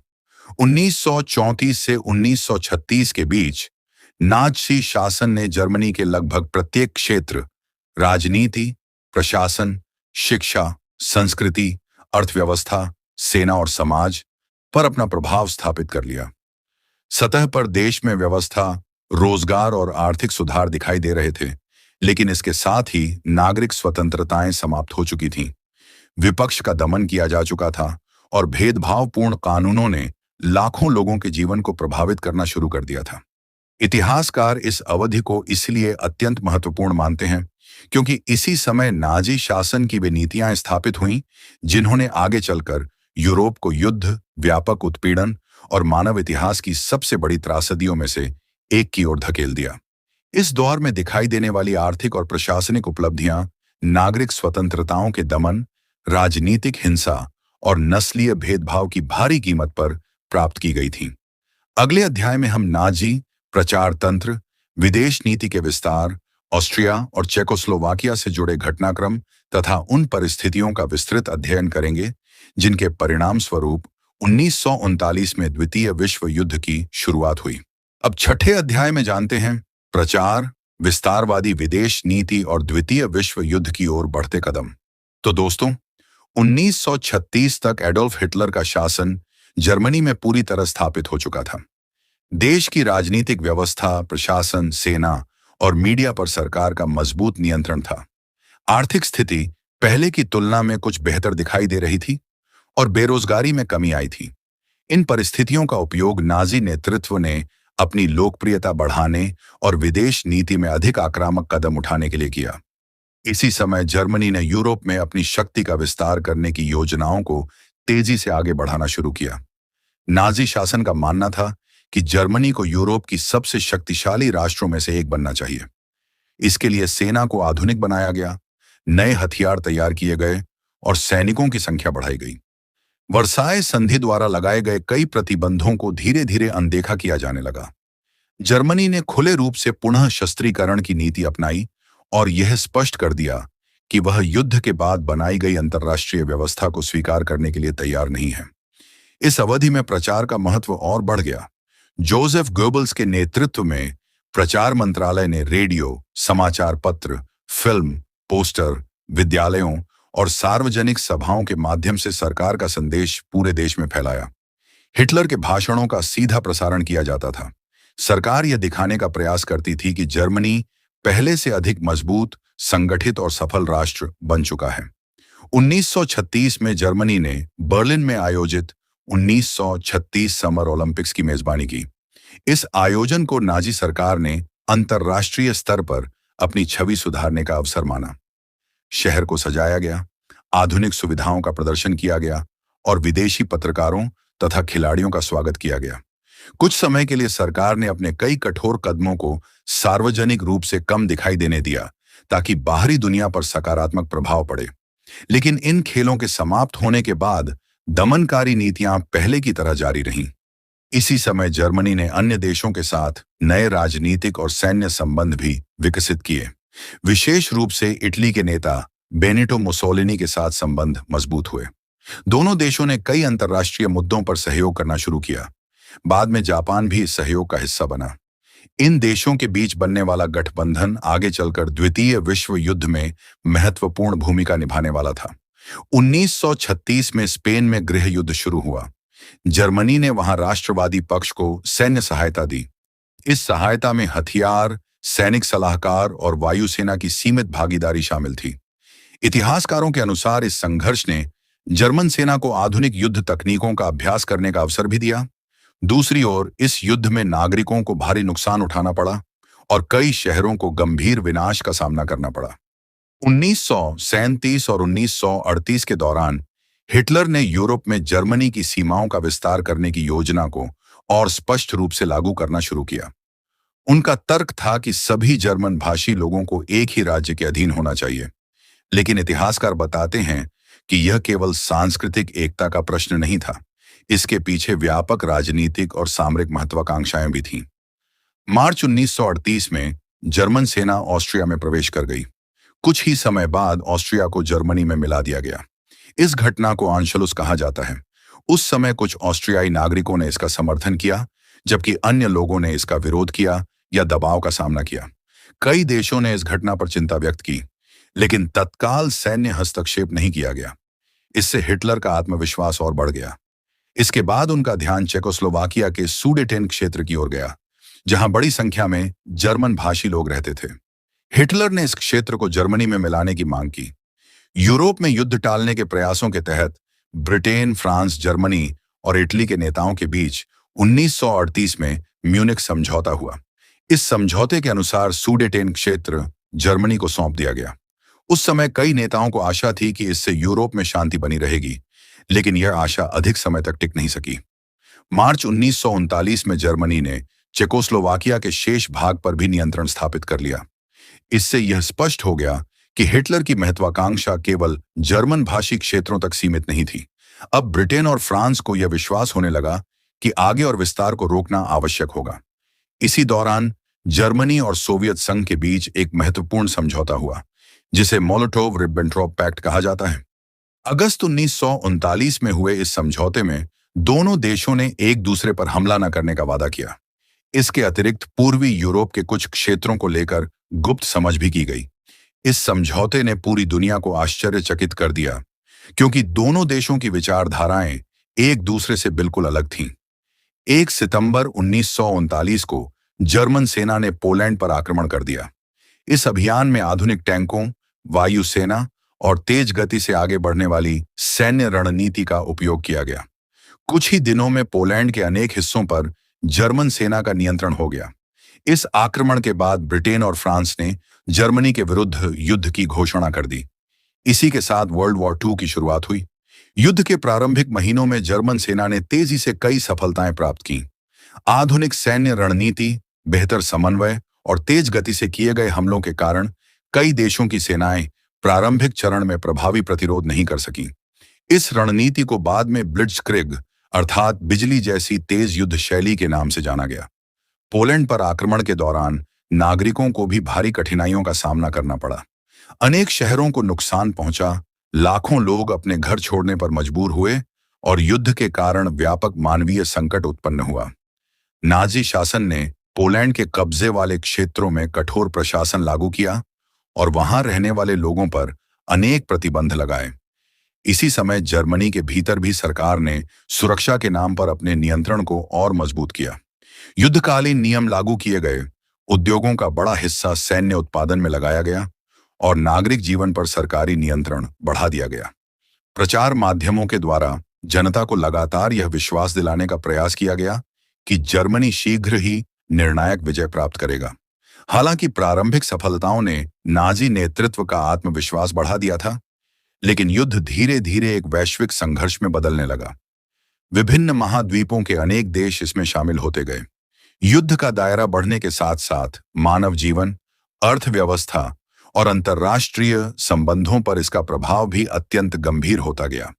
इतिहासकार इस अवधि को इसीलिए महत्वपूर्ण मानते हैं क्योंकि 1936 से 1939 के बीच लिए गए राजनीतिक और सैन्य निर्णयों ने विश्व इतिहास की दिशा बदल दी। प्रचार, पुनः शस्त्रीकरण, विस्तारवादी विदेश नीति और अंतर्राष्ट्रीय समझौतों की विफलता ने अंततः पूरे विश्व को ऐसे युद्ध में धकेल दिया जिसमें करोड़ों लोगों ने अपने प्राण गंवाए और असंख्य परिवारों का जीवन हमेशा के लिए बदल गया। अगले अध्याय में हम द्वितीय विश्व युद्ध के प्रारंभिक वर्षों, जर्मनी की तेज सैन्य सफलताओं, पश्चिमी यूरोप में हुए अभियानों, सोवियत संघ पर आक्रमण तथा नाजी शासन द्वारा अपनाई गई नस्लीय नीतियों और उनके मानवीय परिणामों का विस्तृत अध्ययन करेंगे। अब 7वें अध्याय में जानते हैं द्वितीय विश्व युद्ध का विस्तार और होलोकॉस्ट की त्रासदी। तो सितंबर 1939 में पोलैंड पर आक्रमण के साथ शुरू हुआ वर्ल्ड वॉर II धीरे धीरे विश्व के सबसे विनाशकारी संघर्ष में बदल गया।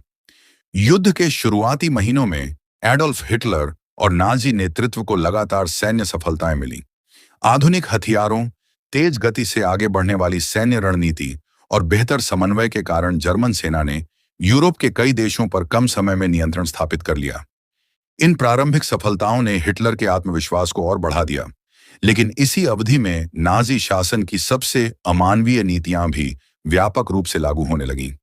पोलैंड पर कब्जा होने के बाद वहां रहने वाले नागरिकों को कठोर सैन्य शासन का सामना करना पड़ा। अनेक सरकारी संस्थाएं समाप्त कर दी गईं, शिक्षा व्यवस्था पर नियंत्रण स्थापित किया गया और बड़ी संख्या में लोगों को गिरफ्तार किया गया। पोलैंड के यहूदी समुदाय सहित कई अन्य समूहों को अलग अलग क्षेत्रों में रहने के लिए मजबूर किया गया। इन क्षेत्रों को घेटो कहा जाता था। यहां रहने की परिस्थितियां अत्यंत कठिन थीं। भोजन, दवाइयों और स्वच्छता की भारी कमी थी, जिसके कारण हजारों लोगों की मृत्यु बीमारी और भूख से हो गई। 1940 की शुरुआत में जर्मनी ने उत्तरी और पश्चिमी यूरोप की ओर अपना सैन्य अभियान बढ़ाया। अप्रैल 1940 में डेनमार्क और नॉर्वे पर नियंत्रण स्थापित किया गया। इसके बाद मई 1940 में नीदरलैंड, बेल्जियम और लग्जमबर्ग पर तेज गति से हमला किया गया। कुछ ही सप्ताह में इन देशों की सेनाएं पराजित हो गईं। इसके बाद जर्मन सेना ने फ्रांस की ओर बढ़ना शुरू किया। फ्रांस उस समय यूरोप की प्रमुख सैन्य शक्तियों में से एक था। फिर भी जर्मन सेना की तेज रणनीति और बेहतर समन्वय के कारण फ्रांसीसी सेना अपेक्षित प्रतिरोध नहीं कर सकी। जून 1940 में फ्रांस ने आत्मसमर्पण कर दिया। पेरिस पर जर्मन सेना का नियंत्रण स्थापित हो गया। यह हिटलर की सबसे बड़ी सैन्य सफलताओं में से एक मानी जाती है। यूरोप के अधिकांश भाग पर अप्रत्यक्ष या अप्रत्यक्ष रूप से जर्मनी का प्रभाव बढ़ चुका था। फ्रांस की विजय के बाद हिटलर का ध्यान ब्रिटेन की ओर गया। जर्मनी ने ब्रिटेन को पराजित करने के लिए व्यापक हवाई अभियान चलाया। इस संघर्ष को इतिहास में बैटल ऑफ ब्रिटेन कहा जाता है। जर्मन वायुसेना ने ब्रिटेन के हवाई अड्डों, कारखानों और अनेक शहरों पर लगातार बमबारी की, लेकिन ब्रिटिश वायुसेना ने दृढ़ प्रतिरोध किया। आधुनिक रडार प्रणाली, कुशल पायलटों और संगठित रक्षा व्यवस्था के कारण ब्रिटेन जर्मन आक्रमण को रोकने में सफल रहा। यह युद्ध की पहली बड़ी असफलता थी, जिसने यह दिखाया कि जर्मन सेना अजेय नहीं थी। युद्ध के दौरान जर्मनी ने केवल सैन्य अभियान ही नहीं चलाए, बल्कि अपने नियंत्रण वाले क्षेत्रों में कठोर प्रशासन भी लागू किया। राजनीतिक विरोधियों, बुद्धिजीवियों, पत्रकारों और प्रतिरोध आंदोलनों से जुड़े लोगों को गिरफ्तार किया गया। अनेक लोगों को एकाग्रता शिविरों में भेजा गया, जहां उन्हें अत्यंत कठिन परिस्थितियों में रहना पड़ता था। 22 जून 1941 को हिटलर ने सोवियत संघ पर आक्रमण करने का निर्णय लिया। इस अभियान को ऑपरेशन बारबारोसा कहा गया। यह उस समय तक का इतिहास का सबसे बड़ा सैन्य अभियान था। लाखों सैनिक, हजारों टैंक और बड़ी संख्या में युद्धक विमान इसमें शामिल थे। प्रारंभिक महीनों में जर्मन सेना ने तेजी से आगे बढ़ते हुए सोवियत संघ के विशाल क्षेत्रों पर कब्जा कर लिया। लाखों सोवियत सैनिक युद्धबंदी बनाए गए, लेकिन सोवियत संघ का विशाल भूभाग, कठोर सर्दी, लंबी आपूर्ति लाइनें और सोवियत सेना का लगातार प्रतिरोध जर्मन सेना के लिए गंभीर चुनौती बन गया। जैसे जैसे युद्ध आगे बढ़ा, जर्मन सेना की गति धीमी पड़ने लगी। सैनिकों को भोजन, ईंधन और हथियारों की आपूर्ति में कठिनाइयां आने लगीं। यह युद्ध आगे चलकर जर्मनी के लिए अत्यंत महंगा सिद्ध हुआ। इसी अवधि में नाजी शासन की नस्लीय नीतियां और अधिक क्रूर होती गईं। सरकार पहले से ही यहूदी समुदाय, रोमा समुदाय, विकलांग व्यक्तियों, राजनीतिक विरोधियों और अन्य कई समूहों के विरुद्ध भेदभावपूर्ण कानून लागू कर चुकी थी। अब इन नीतियों को और अधिक संगठित तथा हिंसक रूप दिया गया। 1941 और 1942 के दौरान लाखों यहूदियों को घेटों से निकालकर एकाग्रता शिविरों और विनाश शिविरों में भेजा गया। इनमें पुरुष, महिलाएं, बच्चे और बुजुर्ग सभी शामिल थे। इन शिविरों में लोगों को अमानवीय परिस्थितियों में रखा जाता था। उन्हें पर्याप्त भोजन, चिकित्सा और मूलभूत सुविधाएं नहीं मिलती थीं। अनेक लोगों से जबरन श्रम कराया जाता था और बड़ी संख्या में लोगों की हत्या कर दी गई।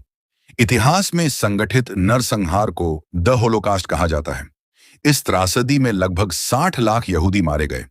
इसके अतिरिक्त लाखों अन्य लोग भी नाजी उत्पीड़न के शिकार बने, जिनमें रोमा समुदाय, विकलांग व्यक्ति, सोवियत युद्धबंदी, राजनीतिक विरोधी, समलैंगिक लोग और अन्य कई समूह शामिल थे। आधुनिक इतिहासकार इसे मानव इतिहास के सबसे भयावह अपराधों में से एक मानते हैं। यह समझना महत्वपूर्ण है कि होलोकॉस्ट किसी अचानक लिए गए निर्णय का परिणाम नहीं था। यह वर्षों से चल रही भेदभावपूर्ण नीतियों, घृणा फैलाने वाले प्रचार, नस्लीय कानूनों और सरकारी दमन का क्रमिक परिणाम था। नाजी शासन ने प्रशासन, पुलिस, सेना और नौकरशाही का उपयोग करके इस अपराध को व्यवस्थित रूप से अंजाम दिया।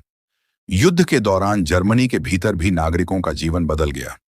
उद्योगों को युद्ध उत्पादन के लिए समर्पित कर दिया गया। कारखानों में हथियार, टैंक, विमान और गोला बारूद का निर्माण तेजी से होने लगा। महिलाओं की बड़ी संख्या को भी उद्योगों और अन्य कार्यों में लगाया गया, क्योंकि लाखों पुरुष सेना में भर्ती हो चुके थे। खाद्य सामग्री पर नियंत्रण, राशन व्यवस्था और युद्धकालीन नियम पूरे देश में लागू थे। सरकार का प्रचार तंत्र लगातार यह दावा करता रहा कि जर्मनी विजय के मार्ग पर है, लेकिन वास्तविक स्थिति धीरे धीरे बदल रही थी। सोवियत संघ में युद्ध लंबा खींच गया था और ब्रिटेन अब भी संघर्ष जारी रखे हुए था। साथ ही संयुक्त राज्य अमेरिका भी युद्ध में शामिल हो चुका था, जिससे मित्र राष्ट्रों की सैन्य और औद्योगिक शक्ति काफी बढ़ गई। 1942 के अंत तक जर्मनी एक साथ कई मोर्चों पर लड़ रहा था। पश्चिमी यूरोप, उत्तरी अफ्रीका, भूमध्य सागर और पूर्वी यूरोप में लगातार युद्ध चल रहे थे। संसाधनों पर दबाव बढ़ने लगा और युद्ध पहले की तुलना में अधिक कठिन होता गया। इतिहासकार इस चरण को नाजी शासन का सबसे प्रभावशाली लेकिन सबसे क्रूर काल मानते हैं। एक ओर जर्मन सेना यूरोप के विशाल क्षेत्रों पर नियंत्रण रखती थी, तो दूसरी ओर होलोकॉस्ट और अन्य अत्याचारों के माध्यम से करोड़ों लोगों के मानवाधिकारों का गंभीर उल्लंघन किया जा रहा था। इन अपराधों का प्रभाव केवल उस समय तक सीमित नहीं रहा, बल्कि उन्होंने अंतर्राष्ट्रीय कानून, मानवाधिकारों और युद्ध अपराधों की आधुनिक समझ को भी गहराई से प्रभावित किया। 1942 के अंत तक यह स्पष्ट होने लगा था कि युद्ध वैसा नहीं रहेगा जैसा उसके शुरुआती वर्षों में दिखाई देता था। मित्र राष्ट्र अपनी सैन्य शक्ति बढ़ा रहे थे और जर्मनी की प्रारंभिक बढ़त धीरे धीरे कम हो रही थी।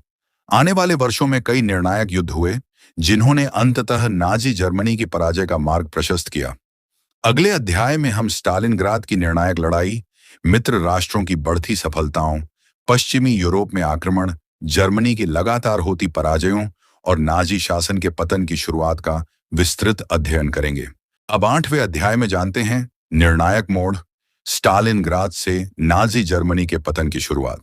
तो 1942 के अंत तक एडोल्फ हिटलर के नेतृत्व में जर्मनी यूरोप के विशाल भूभाग पर नियंत्रण स्थापित कर चुका था। प्रारंभिक वर्षों की तेज सैन्य सफलताओं ने यह धारणा बना दी थी कि जर्मन सेना को पराजित करना अत्यंत कठिन होगा। लेकिन जैसे जैसे वर्ल्ड वॉर II आगे बढ़ा, परिस्थितियां बदलने लगीं। जर्मनी एक साथ कई मोर्चों पर युद्ध लड़ रहा था और उसके संसाधनों पर भारी दबाव पड़ने लगा। 1942 और 1943 के बीच का समय युद्ध का सबसे महत्वपूर्ण मोड़ साबित हुआ। सोवियत संघ में जर्मन सेना ने दक्षिण की ओर बढ़ते हुए काकेशस के तेल क्षेत्रों और वोल्गा नदी के किनारे स्थित स्टालिनग्राद शहर पर कब्जा करने की योजना बनाई। यह शहर केवल औद्योगिक दृष्टि से ही नहीं, बल्कि सामरिक दृष्टि से भी अत्यंत महत्वपूर्ण था। यदि जर्मनी इस पर नियंत्रण स्थापित कर लेता, तो सोवियत संघ की आपूर्ति व्यवस्था पर गंभीर प्रभाव पड़ सकता था।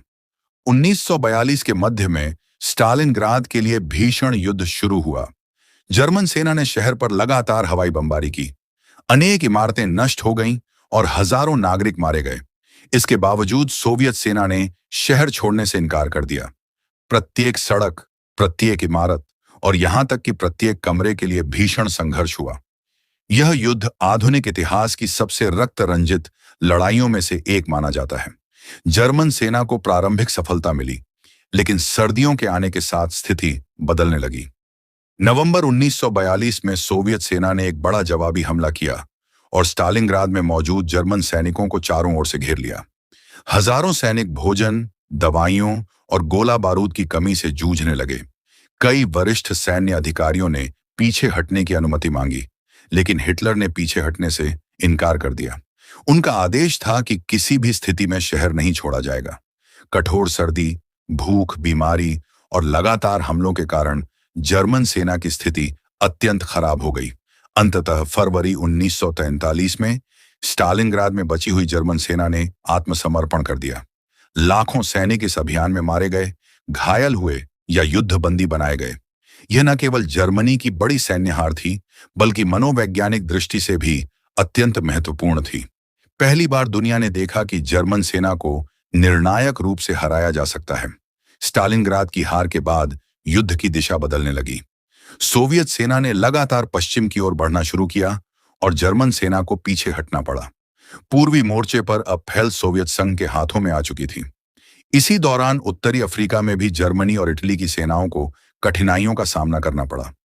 मित्र राष्ट्रों ने वहां सफल सैन्य अभियान चलाए और 1943 तक उत्तरी अफ्रीका से धुरी राष्ट्रों की सेनाओं को बाहर कर दिया। इसके बाद मित्र राष्ट्रों ने इटली की ओर अपना अभियान शुरू किया। जुलाई 1943 में सिसिली पर आक्रमण किया गया और कुछ ही समय बाद इटली की राजनीतिक स्थिति बदल गई। इटली में बेनिटो मुसोलिनी की सरकार गिर गई। बाद में जर्मन सेना ने उन्हें कुछ समय के लिए बचाकर उत्तर इटली में एक नया प्रशासन स्थापित कराया, लेकिन इटली की स्थिति पहले जैसी नहीं रही। यह धुरी राष्ट्रों के लिए एक और बड़ा झटका था।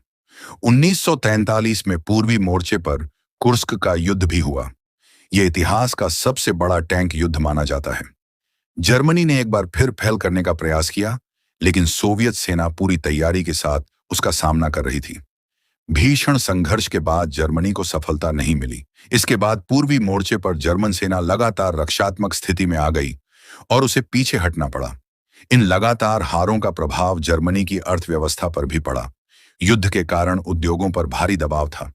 कच्चे माल की कमी होने लगी, ईंधन की उपलब्धता घट गई और हथियारों के उत्पादन को बनाए रखना कठिन होता गया। मित्र राष्ट्रों के हवाई हमलों ने जर्मन कारखानों, रेलवे लाइनों और औद्योगिक क्षेत्रों को भी भारी नुकसान पहुंचाया। ब्रिटेन और बाद में संयुक्त राज्य अमेरिका की वायुसेनाओं ने जर्मनी के अनेक शहरों पर लगातार बमबारी की।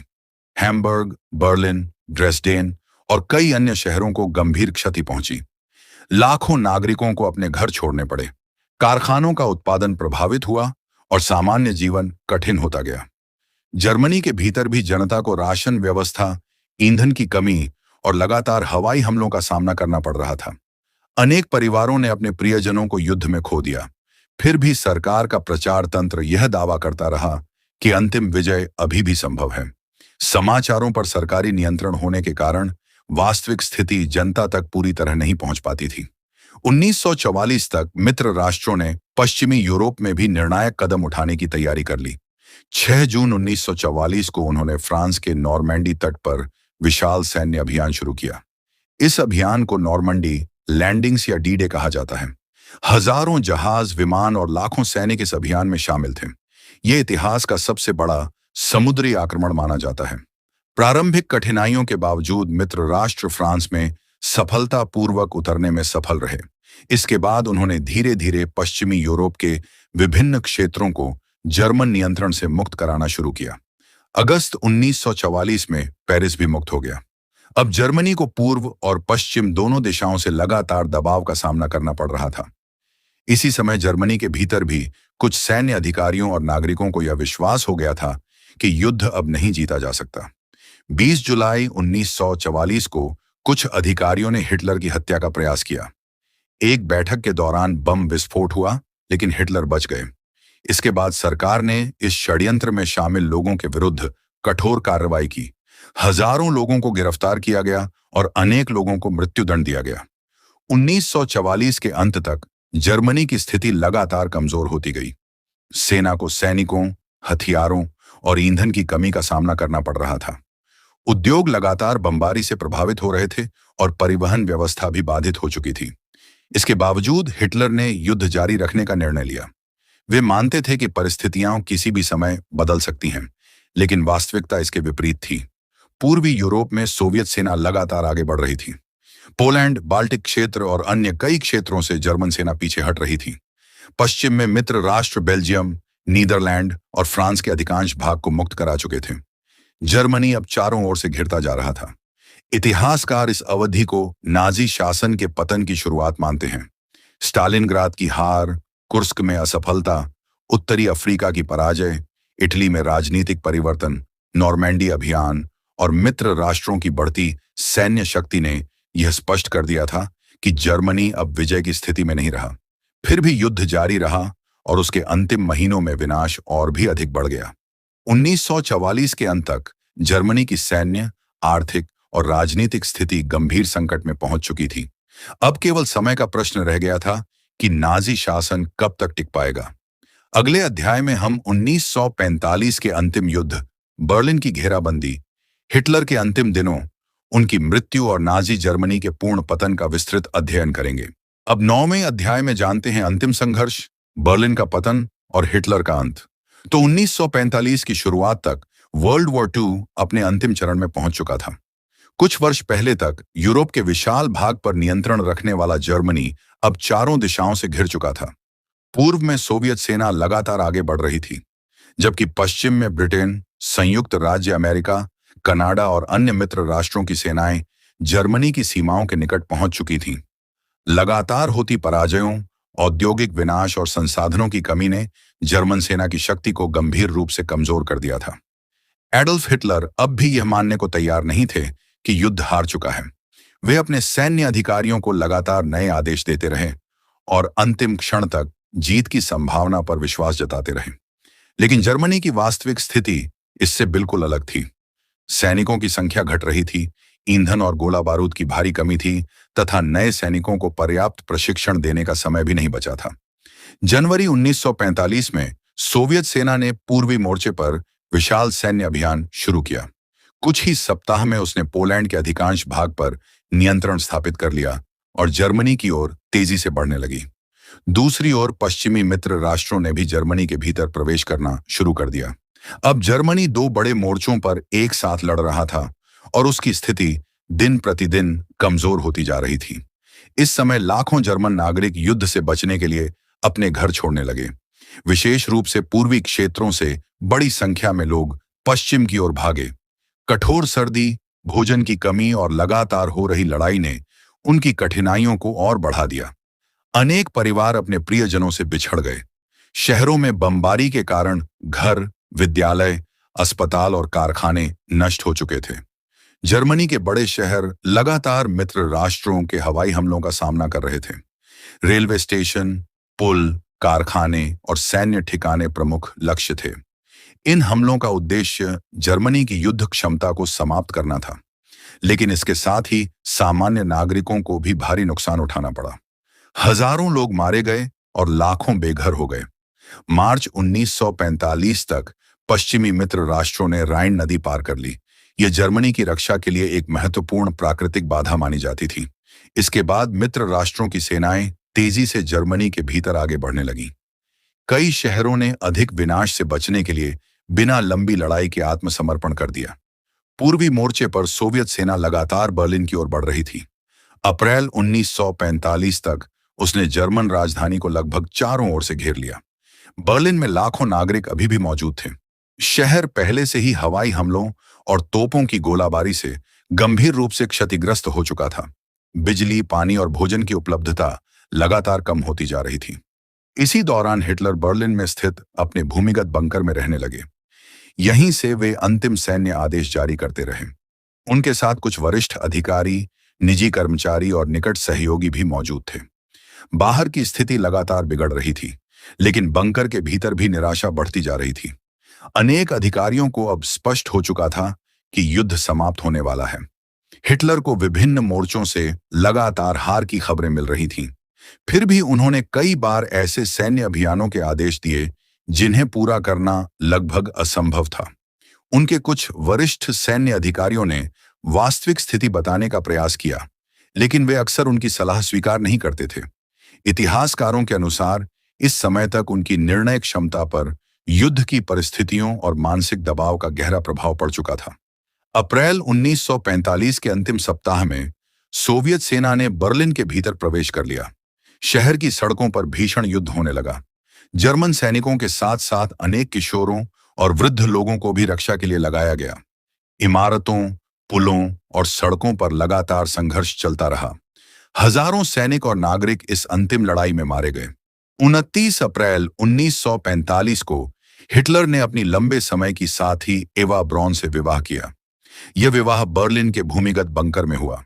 उस समय तक सोवियत सेना बंकर से कुछ ही दूरी पर पहुंच चुकी थी और जर्मनी की हार लगभग निश्चित हो चुकी थी। 30 अप्रैल 1945 को हिटलर और ईवा ब्राउन दोनों की मृत्यु हो गई। उपलब्ध ऐतिहासिक प्रमाणों और अधिकांश इतिहासकारों के निष्कर्षों के अनुसार हिटलर ने आत्महत्या की, जबकि ईवा ब्राउन ने भी अपना जीवन समाप्त कर लिया। उनकी मृत्यु के बाद उनके सहयोगियों ने उनके निर्देशों के अनुसार उनके शवों को बाहर ले जाकर जलाने का प्रयास किया ताकि वे शत्रु सेना के हाथ न लगें। हिटलर की मृत्यु के बाद जर्मनी की नई अस्थायी सरकार ने युद्ध समाप्त करने के प्रयास शुरू किए, लेकिन कई स्थानों पर लड़ाई कुछ दिनों तक जारी रही। अंततः 7 मई 1945 को जर्मन प्रतिनिधियों ने बिना किसी शर्त के आत्मसमर्पण के दस्तावेजों पर हस्ताक्षर किए। 8 मई 1945 को यूरोप में युद्ध आधिकारिक रूप से समाप्त हो गया। इस दिन को यूरोप में विजय दिवस के रूप में याद किया जाता है। युद्ध समाप्त होने पर पूरे यूरोप में विनाश का भयावह दृश्य था। करोड़ों लोग अपने घरों से विस्थापित हो चुके थे। हजारों शहर और गांव नष्ट हो गए थे। उद्योग, सड़कें, पुल और रेलवे लाइनें भारी क्षति का सामना कर चुकी थीं। लाखों सैनिक युद्ध में मारे गए थे और असंख्य नागरिक भी हिंसा, बमबारी, भूख तथा बीमारियों के कारण अपनी जान गंवा चुके थे। युद्ध समाप्त होने के बाद मित्र राष्ट्रों ने नाजी शासन द्वारा संचालित एकाग्रता और विनाश शिविरों को मुक्त कराया। वहां की परिस्थितियों ने पूरी दुनिया को स्तब्ध कर दिया। लाखों लोगों की हत्या, जबरन श्रम, भूख और अमानवीय व्यवहार के प्रमाण सामने आए। द होलोकास्ट की वास्तविकता दुनिया के सामने स्पष्ट हुई। इस नरसंहार में लगभग 60 लाख यहूदियों की हत्या की गई थी।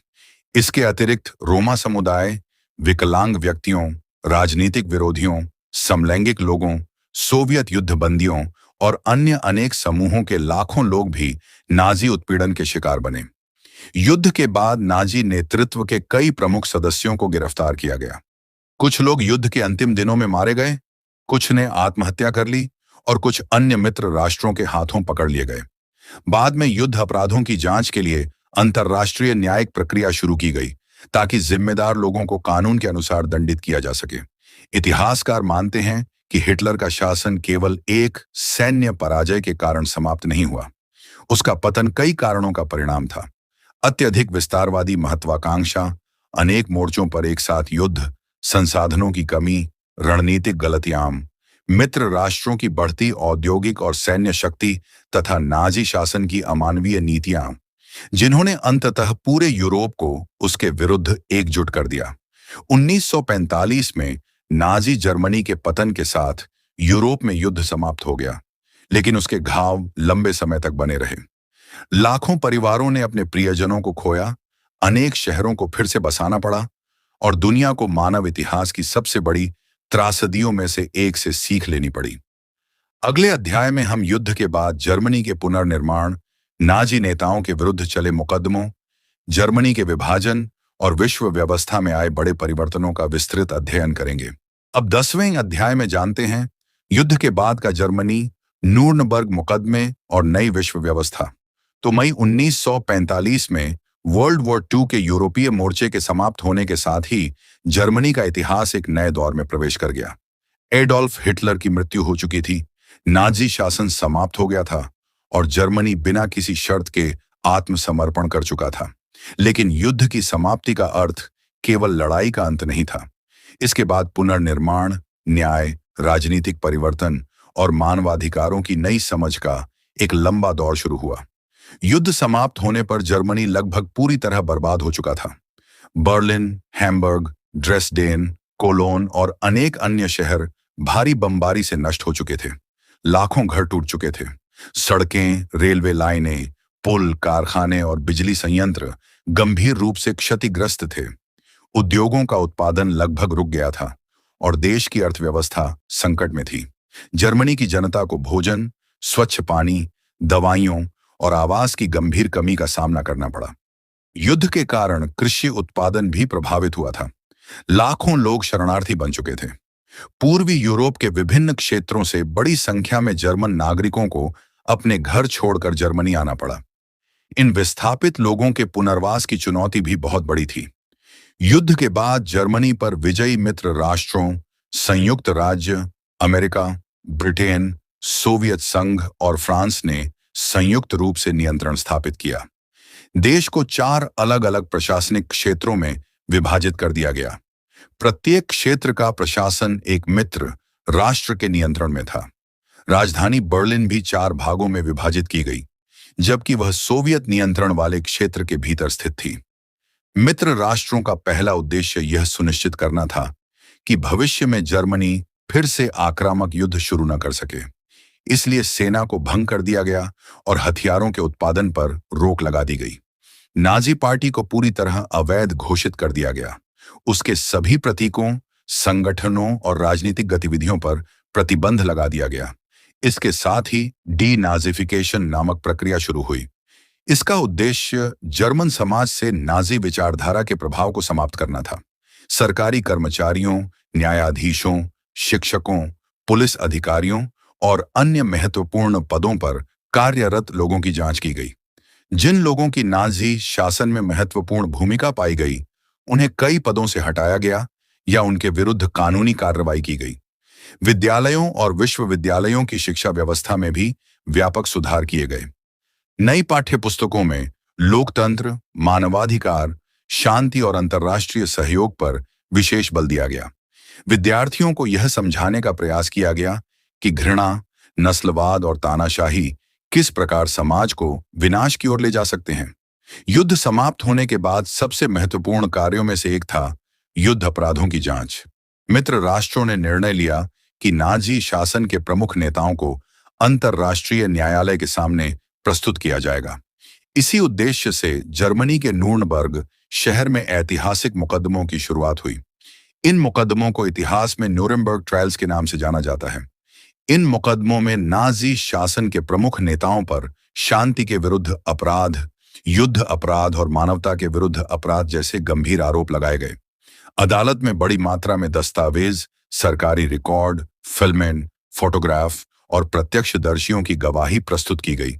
इससे दुनिया के सामने नाजी शासन के अपराधों का विस्तृत प्रमाण आया। इन मुकदमों के दौरान पहली बार अंतर्राष्ट्रीय स्तर पर यह सिद्धांत स्पष्ट रूप से स्थापित किया गया कि कोई भी व्यक्ति केवल यह कहकर अपराध से बच नहीं सकता कि वह अपने वरिष्ठ अधिकारियों के आदेशों का पालन कर रहा था। यदि किसी व्यक्ति ने मानवता के विरुद्ध अपराध किए हैं, तो उसे व्यक्तिगत रूप से जिम्मेदार माना जाएगा। यह सिद्धांत आगे चलकर अंतर्राष्ट्रीय कानून का महत्वपूर्ण आधार बना। कई प्रमुख नाजी नेताओं को दोषी ठहराया गया, कुछ को मृत्युदंड दिया गया, जबकि अन्य को लंबी अवधि के कारावास की सजा सुनाई गई। कुछ आरोपी मुकदमे शुरू होने से पहले ही मर चुके थे या उन्होंने आत्महत्या कर ली थी। इन मुकदमों ने पूरी दुनिया को यह संदेश दिया कि बड़े से बड़ा राजनीतिक नेता भी कानून से ऊपर नहीं हो सकता। इसी अवधि में नाजी शासन द्वारा संचालित एकाग्रता और विनाश शिविरों के बारे में विस्तृत जानकारी सामने आई। लाखों दस्तावेजों, गवाहियों और भौतिक प्रमाणों ने यह स्पष्ट किया कि द होलोकास्ट मानव इतिहास के सबसे बड़े संगठित नरसंहारों में से एक था। लगभग 60 लाख यहूदियों की हत्या की गई थी।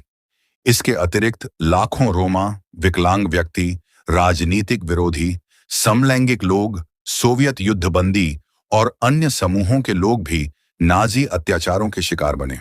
इन घटनाओं ने विश्व समुदाय को गहराई से प्रभावित किया। अनेक देशों ने महसूस किया कि भविष्य में ऐसे अपराधों को रोकने के लिए अंतर्राष्ट्रीय सहयोग और मजबूत मानवाधिकार व्यवस्था आवश्यक है। इसी सोच के परिणाम स्वरूप युद्ध के बाद अंतर्राष्ट्रीय संस्थाओं को अधिक महत्व दिया गया और वैश्विक सहयोग की नई दिशा विकसित हुई।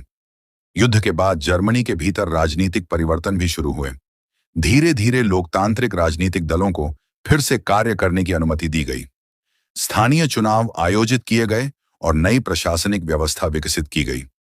लेकिन मित्र राष्ट्रों के बीच वैचारिक मतभेद बढ़ने लगे।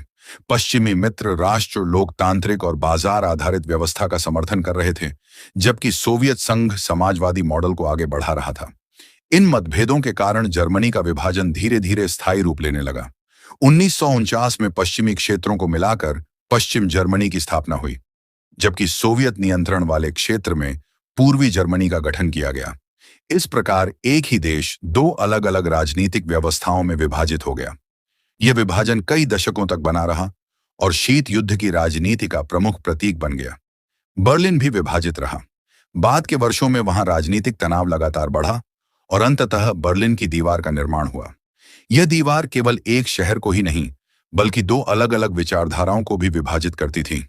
हालांकि कई दशक बाद यह दीवार गिर गई और जर्मनी पुनः एकीकृत हुआ। युद्ध के बाद जर्मनी ने अपने अतीत का गंभीरता से अध्ययन करना शुरू किया। अनेक संग्रहालय, स्मारक और शोध संस्थान स्थापित किए गए ताकि नाजी शासन के अपराधों को भुलाया न जाए। विद्यालयों में भी इस इतिहास को पढ़ाया जाने लगा। उद्देश्य यह था कि नई पीढ़ियां समझ सकें कि लोकतंत्र, मानवाधिकार और कानून का शासन कितना महत्वपूर्ण है। इतिहासकार इस बात पर विशेष बल देते हैं कि किसी भी समाज में घृणा फैलाने वाली विचारधाराएं, झूठा प्रचार, लोकतांत्रिक संस्थाओं की कमजोरी और नागरिक स्वतंत्रताओं का दमन अंततः गंभीर परिणाम ला सकता है। इसलिए नाजी जर्मनी का अध्ययन केवल अतीत को जानने के लिए नहीं, बल्कि भविष्य को सुरक्षित बनाने के लिए भी आवश्यक माना जाता है। 1945 के बाद का जर्मनी धीरे धीरे विनाश से पुनर्निर्माण की ओर बढ़ा। आर्थिक सुधार, लोकतांत्रिक संस्थाओं की स्थापना और अंतर्राष्ट्रीय सहयोग के माध्यम से उसने स्वयं को एक नए रूप में विकसित किया। लेकिन युद्ध और होलोकॉस्ट की स्मृति आज भी विश्व इतिहास की सबसे बड़ी चेतावनियों में से एक मानी जाती है। अगले अध्याय में हम एडोल्फ हिटलर के व्यक्तित्व, नेतृत्व शैली, निर्णयों, उनकी नीतियों के दीर्घकालिक प्रभाव तथा आधुनिक इतिहासकारों द्वारा किए गए उनके ऐतिहासिक मूल्यांकन का विस्तृत अध्ययन करेंगे। अब 11वें अध्याय में जानते हैं एडोल्फ हिटलर का ऐतिहासिक मूल्यांकन और विश्व पर दीर्घकालिक प्रभाव।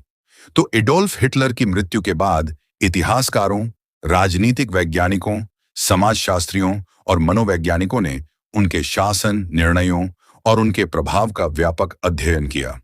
लगभग एक शताब्दी बाद भी हिटलर का नाम विश्व इतिहास के सबसे विवादास्पद और विनाशकारी नेताओं में गिना जाता है। इसका कारण केवल उनका तानाशाही शासन नहीं, बल्कि उनकी नीतियों के परिणाम स्वरूप हुआ व्यापक युद्ध, करोड़ों लोगों की मृत्यु, मानवाधिकारों का अभूतपूर्व उल्लंघन और दर होलोकास्ट जैसी त्रासदी है। इतिहासकारों का मानना है कि हिटलर का उदय किसी एक कारण से नहीं हुआ। प्रथम विश्व युद्ध के बाद जर्मनी की आर्थिक कठिनाइयां, राजनीतिक अस्थिरता, बेरोजगारी, वर्साय संधि से उत्पन्न असंतोष, कमजोर लोकतांत्रिक संस्थाएं और प्रभावशाली प्रचार, इन सभी परिस्थितियों ने मिलकर उनके सत्ता में आने का मार्ग बनाया। लेकिन यह भी उतना ही महत्वपूर्ण है कि इन परिस्थितियों ने उनके बाद के अपराधों या निर्णयों को उचित नहीं ठहराया। अंतिम जिम्मेदारी उन नीतियों और आदेशों की थी जिन्हें उन्होंने स्वयं अपनाया और लागू कराया। हिटलर के शासन की सबसे बड़ी विशेषता सत्ता का अत्यधिक केंद्रीकरण था। उन्होंने लोकतांत्रिक संस्थाओं को धीरे धीरे समाप्त कर दिया। संसद केवल औपचारिक संस्था बनकर रह गई, न्यायपालिका की स्वतंत्रता सीमित हो गई, प्रेस पर नियंत्रण स्थापित कर दिया गया और विपक्ष को पूरी तरह समाप्त कर दिया गया। इस प्रकार राज्य की लगभग सभी शक्तियां एक व्यक्ति और एक राजनीतिक दल के हाथों में केंद्रित हो गईं। इतिहासकार इस बात पर विशेष बल देते हैं कि लोकतंत्र केवल चुनावों से सुरक्षित नहीं रहता। यदि स्वतंत्र न्यायपालिका, स्वतंत्र मीडिया, निष्पक्ष प्रशासन और नागरिक अधिकार कमजोर पड़ जाए तो लोकतांत्रिक व्यवस्था धीरे धीरे अधिनायकवाद में बदल सकती है। नाजी जर्मनी इसका सबसे महत्वपूर्ण ऐतिहासिक उदाहरण माना जाता है। हिटलर ने प्रचार को शासन का प्रमुख साधन बनाया। रेडियो, समाचार पत्र, फिल्म, पोस्टर, शिक्षा और सार्वजनिक सभाओं के माध्यम से सरकार के संदेश को लगातार दोहराया गया। आधुनिक संचार माध्यमों का उपयोग पहली बार इतने बड़े पैमाने पर राजनीतिक उद्देश्यों के लिए किया गया। इतिहासकारों के अनुसार यह दिखाता है कि यदि मीडिया पूरी तरह सरकारी नियंत्रण में आ जाए और स्वतंत्र जानकारी उपलब्ध न रहे तो जनता की राय को प्रभावित करना आसान हो सकता है। उनके शासन का दूसरा प्रमुख पहलू नस्लीय विचारधारा थी। नाजी सरकार ने यह दावा किया कि कुछ समुदाय दूसरों से श्रेष्ठ हैं। आधुनिक विज्ञान, आनुवंशिकी और मानवाधिकारों के सिद्धांत इन विचारों को पूरी तरह असत्य और भेदभावपूर्ण मानते हैं। इन्हीं विचारों के आधार पर यहूदियों, रोमा समुदाय, विकलांग व्यक्तियों, राजनीतिक विरोधियों, समलैंगिक लोगों और अन्य समूहों के विरुद्ध व्यवस्थित भेदभाव, उत्पीड़न और हिंसा की गई। अंततः यही नीतियां होलोकॉस्ट जैसे संगठित नरसंहार का कारण बनी। द्वितीय विश्व युद्ध में हिटलर की विदेश नीति भी निर्णायक रही। उन्होंने यूरोप में जर्मन साम्राज्य का विस्तार करने का प्रयास किया। प्रारंभिक वर्षों में उन्हें कुछ सैन्य सफलताएं अवश्य मिली, लेकिन बाद में अत्यधिक विस्तार, कई मोर्चों पर एक साथ युद्ध और रणनीतिक गलतियों के कारण जर्मनी की स्थिति कमजोर होती गई। सोवियत संघ पर आक्रमण, संयुक्त राज्य अमेरिका के युद्ध में शामिल होने के बाद बढ़ती औद्योगिक शक्ति और मित्र राष्ट्रों के संयुक्त अभियान ने अंततः जर्मनी की पराजय सुनिश्चित कर दी। इतिहासकार विशेष रूप से इस बात पर ध्यान देते हैं कि हिटलर अपने अंतिम वर्षों में अपने सैन्य अधिकारियों की व्यावहारिक सलाह को स्वीकार करने के लिए तैयार नहीं थे। उन्होंने कई बार पीछे हटने के बजाय अंतिम सैनिक तक लड़ने के आदेश दिए। इन निर्णयों के कारण युद्ध अनावश्यक रूप से लंबा चला और सैनिकों तथा नागरिकों दोनों की मृत्यु संख्या बढ़ती गई। द्वितीय विश्व युद्ध मानव इतिहास का सबसे विनाशकारी संघर्ष बना। अनुमान है कि इस युद्ध में लगभग 6 से 8.5 करोड़ लोगों की मृत्यु हुई। इनमें सैनिकों के साथ साथ बड़ी संख्या में नागरिक भी शामिल थे। यूरोप, एशिया और अफ्रीका के अनेक शहर नष्ट हो गए। करोड़ों लोग विस्थापित हुए और अनेक देशों की अर्थव्यवस्थाएं पूरी तरह प्रभावित हुईं। इस विनाश का एक बड़ा कारण नाजी जर्मनी की विस्तारवादी नीति और उसके परिणाम स्वरूप शुरू हुआ युद्ध था। युद्ध के बाद विश्व समुदाय ने यह समझा कि भविष्य में ऐसे संघर्षों को रोकने के लिए अंतर्राष्ट्रीय सहयोग आवश्यक है। इसी सोच ने मानवाधिकारों, अंतर्राष्ट्रीय न्याय और बहुपक्षीय संस्थाओं के विकास को नई दिशा दी। युद्ध अपराधों के लिए व्यक्तिगत जिम्मेदारी का सिद्धांत भी मजबूत हुआ। इससे यह स्पष्ट संदेश गया कि सत्ता में होने का अर्थ कानून से ऊपर होना नहीं है। जर्मनी के लिए भी यह एक कठिन आत्ममंथन का समय था।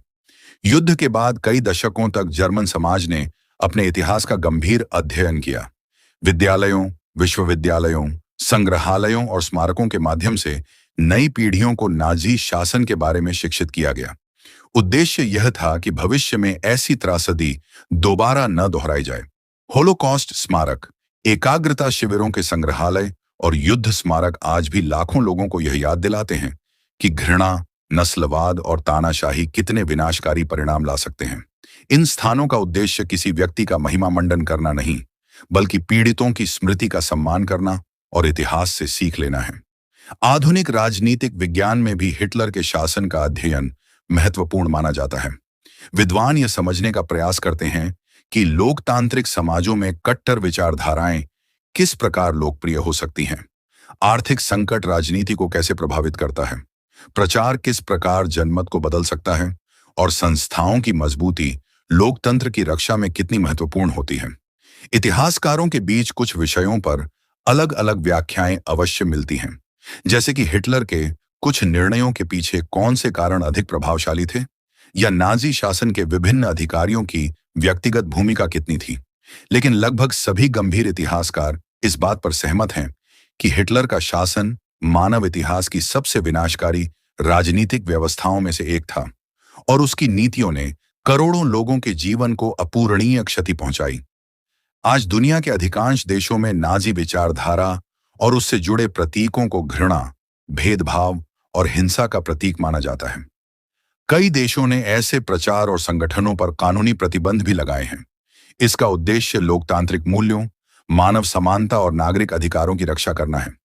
हिटलर का जीवन इस बात का भी उदाहरण है कि व्यक्तिगत महत्वाकांक्षा, असत्य प्रचार, भय, घृणा और सत्ता का केंद्रीकरण यदि बिना किसी लोकतांत्रिक नियंत्रण के बढ़ने लगे तो उसके परिणाम केवल एक देश तक सीमित नहीं रहते। उनका प्रभाव पूरे विश्व पर पड़ सकता है। इसी कारण इतिहास में हिटलर का अध्ययन किसी आदर्श नेता के रूप में नहीं, बल्कि एक चेतावनी के रूप में किया जाता है। उनका शासन यह याद दिलाता है कि लोकतंत्र, कानून का शासन, स्वतंत्र प्रेस, मानवाधिकार, धार्मिक और सामाजिक समानता तथा विविधता का सम्मान किसी भी आधुनिक समाज की सबसे महत्वपूर्ण आधारशिलाएं हैं। जब इन मूल्यों की उपेक्षा की जाती है तो समाज धीरे धीरे ऐसे मार्ग पर बढ़ सकता है जिसका अंत हिंसा, दमन और व्यापक विनाश में होता है। अगले और अंतिम अध्याय में हम इस पूरी ऐतिहासिक यात्रा का निष्कर्ष प्रस्तुत करेंगे।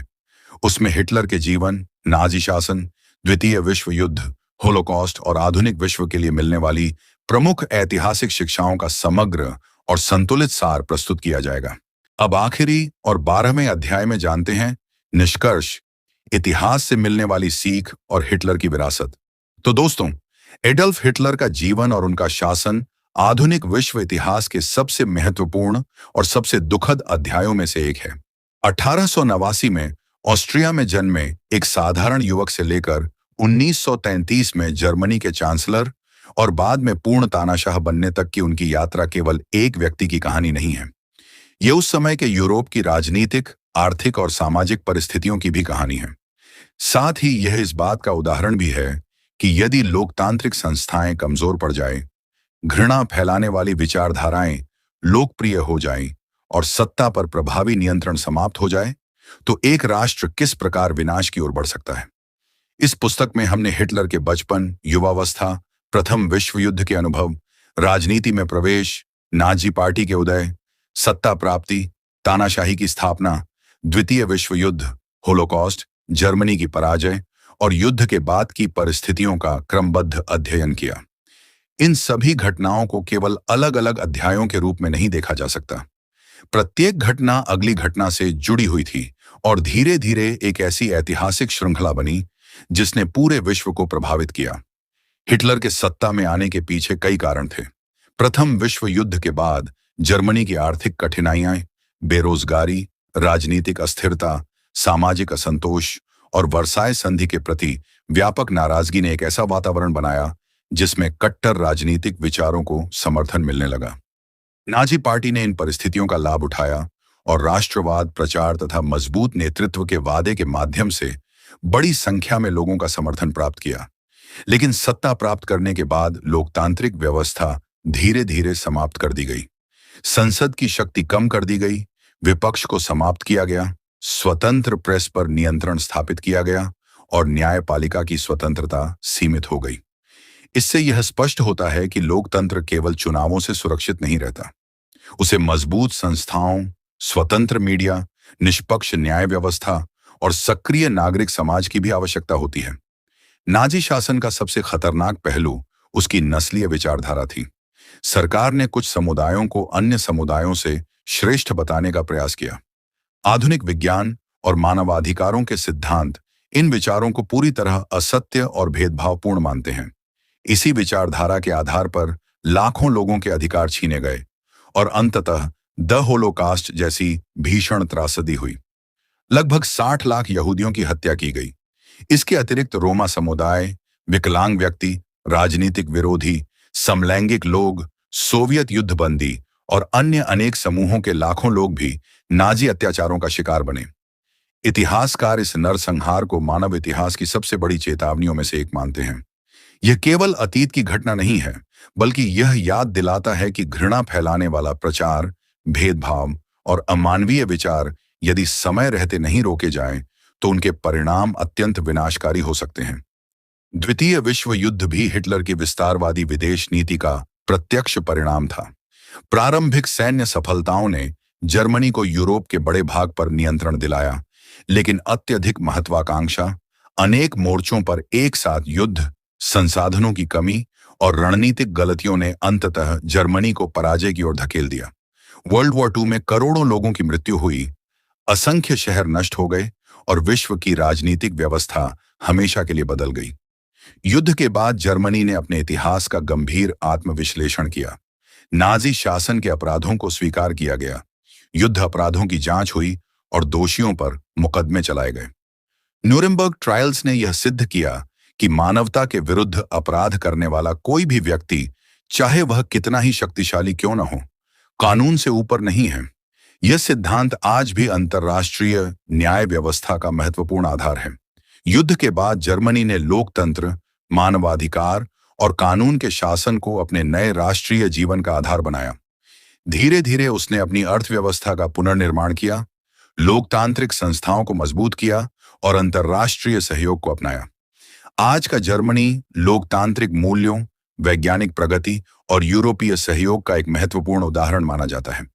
यह परिवर्तन दिखाता है कि कोई भी समाज अपनी कठिन ऐतिहासिक विरासत से सीखकर सकारात्मक दिशा में आगे बढ़ सकता है। हिटलर के शासन से आधुनिक विश्व ने अनेक महत्वपूर्ण सबक सीखे। पहला, किसी भी समाज में घृणा और भेदभाव को सामान्य नहीं बनने देना चाहिए। दूसरा, लोकतांत्रिक संस्थाओं की स्वतंत्रता और मजबूती अत्यंत आवश्यक है। तीसरा, स्वतंत्र पत्रकारिता और तथ्य आधारित जानकारी लोकतंत्र की रक्षा में महत्वपूर्ण भूमिका निभाती है। चौथा, किसी भी समुदाय के विरुद्ध संगठित भेदभाव अंततः पूरे समाज के लिए हानिकारक सिद्ध होता है। इस इतिहास से यह भी स्पष्ट होता है कि प्रचार और असत्य सूचना जनमत को गहराई से प्रभावित कर सकती है। यदि नागरिक केवल एक ही स्रोत से जानकारी प्राप्त करें और स्वतंत्र विचारों को दबा दिया जाए, तो समाज में आलोचनात्मक सोच कमजोर पड़ सकती है। इसलिए शिक्षा, वैज्ञानिक दृष्टिकोण और स्वतंत्र विचार किसी भी लोकतांत्रिक समाज के लिए अत्यंत महत्वपूर्ण है। मानवाधिकारों का सम्मान भी इस इतिहास की सबसे बड़ी सीखों में से एक है। प्रत्येक व्यक्ति, चाहे उसकी जाति, धर्म, भाषा, संस्कृति या राजनीतिक विचार कुछ भी हो, समान सम्मान और अधिकार का अधिकारी है। जब किसी समाज में कुछ लोगों के अधिकारों को कम महत्व दिया जाता है, तो धीरे धीरे पूरी व्यवस्था अन्यायपूर्ण बन सकती है। इतिहास का अध्ययन केवल अतीत को याद रखने के लिए नहीं किया जाता, बल्कि भविष्य को बेहतर बनाने के लिए किया जाता है। हिटलर और नाजी शासन का अध्ययन इसी उद्देश्य से किया जाता है कि आने वाली पीढ़ियां समझ सकें कि लोकतंत्र, सहिष्णुता, मानव समानता और कानून का शासन कितने महत्वपूर्ण हैं। यदि इन मूल्यों की रक्षा नहीं की जाती, तो इतिहास की त्रासदियां दोहराई जा सकती हैं। आज विश्व के अनेक देशों में होलोकॉस्ट स्मारक, संग्रहालय और ऐतिहासिक स्थल बनाए गए हैं। इनका उद्देश्य पीड़ितों की स्मृति का सम्मान करना और लोगों को यह याद दिलाना है कि घृणा और हिंसा का अंत केवल विनाश में होता है। विद्यालयों और विश्वविद्यालयों में भी इस इतिहास का अध्ययन इसलिए कराया जाता है ताकि नई पीढ़ियां तथ्यों के आधार पर अतीत को समझें और भविष्य में बेहतर निर्णय ले सकें। एडोल्फ हिटलर का नाम इतिहास में किसी उपलब्धि के कारण नहीं, बल्कि उन विनाशकारी परिणामों के कारण याद किया जाता है जो उनके शासन और निर्णयों से उत्पन्न हुए। उनका शासन यह सिद्ध करता है कि सत्ता का दुरुपयोग, असहिष्णुता, नस्लवाद और हिंसा किसी भी राष्ट्र को अंततः संकट और विनाश की ओर ले जाते हैं। इसके विपरीत लोकतंत्र, न्याय, मानवाधिकार, समानता और अंतर्राष्ट्रीय सहयोग स्थायी शांति और प्रगति के आधार बनते हैं। इस पुस्तक का उद्देश्य किसी व्यक्ति या विचारधारा का महिमा मंडन करना नहीं, बल्कि एक ऐतिहासिक कालखंड का तथ्यात्मक, संतुलित और सरल अध्ययन प्रस्तुत करना है। इतिहास से मिलने वाली सबसे बड़ी सीख यही है कि समाज को हमेशा सत्य, न्याय, मानव गरिमा और लोकतांत्रिक मूल्यों की रक्षा के लिए सजग रहना चाहिए। जब नागरिक जागरूक होते हैं, संस्थाएं मजबूत होती हैं और कानून सभी पर समान रूप से लागू होता है, तभी किसी राष्ट्र का भविष्य सुरक्षित और स्थिर बन सकता है। यही इस पुस्तक का अंतिम संदेश है। इतिहास को याद रखना केवल अतीत को जानना नहीं, बल्कि भविष्य को अधिक शांतिपूर्ण, न्यायपूर्ण और मानवीय बनाने की जिम्मेदारी भी है। तो दोस्तों, अंत में आशा करता हूं कि आपको डिक्टेटर एडोल्फ हिटलर की यह आई बुक पसंद आई होंगी और आपको कुछ न कुछ प्रेरणा, जानकारी और सीख मिली होंगी। आपका कीमती समय देने के लिए दिल की गहराइयों के साथ बहुत बहुत धन्यवाद।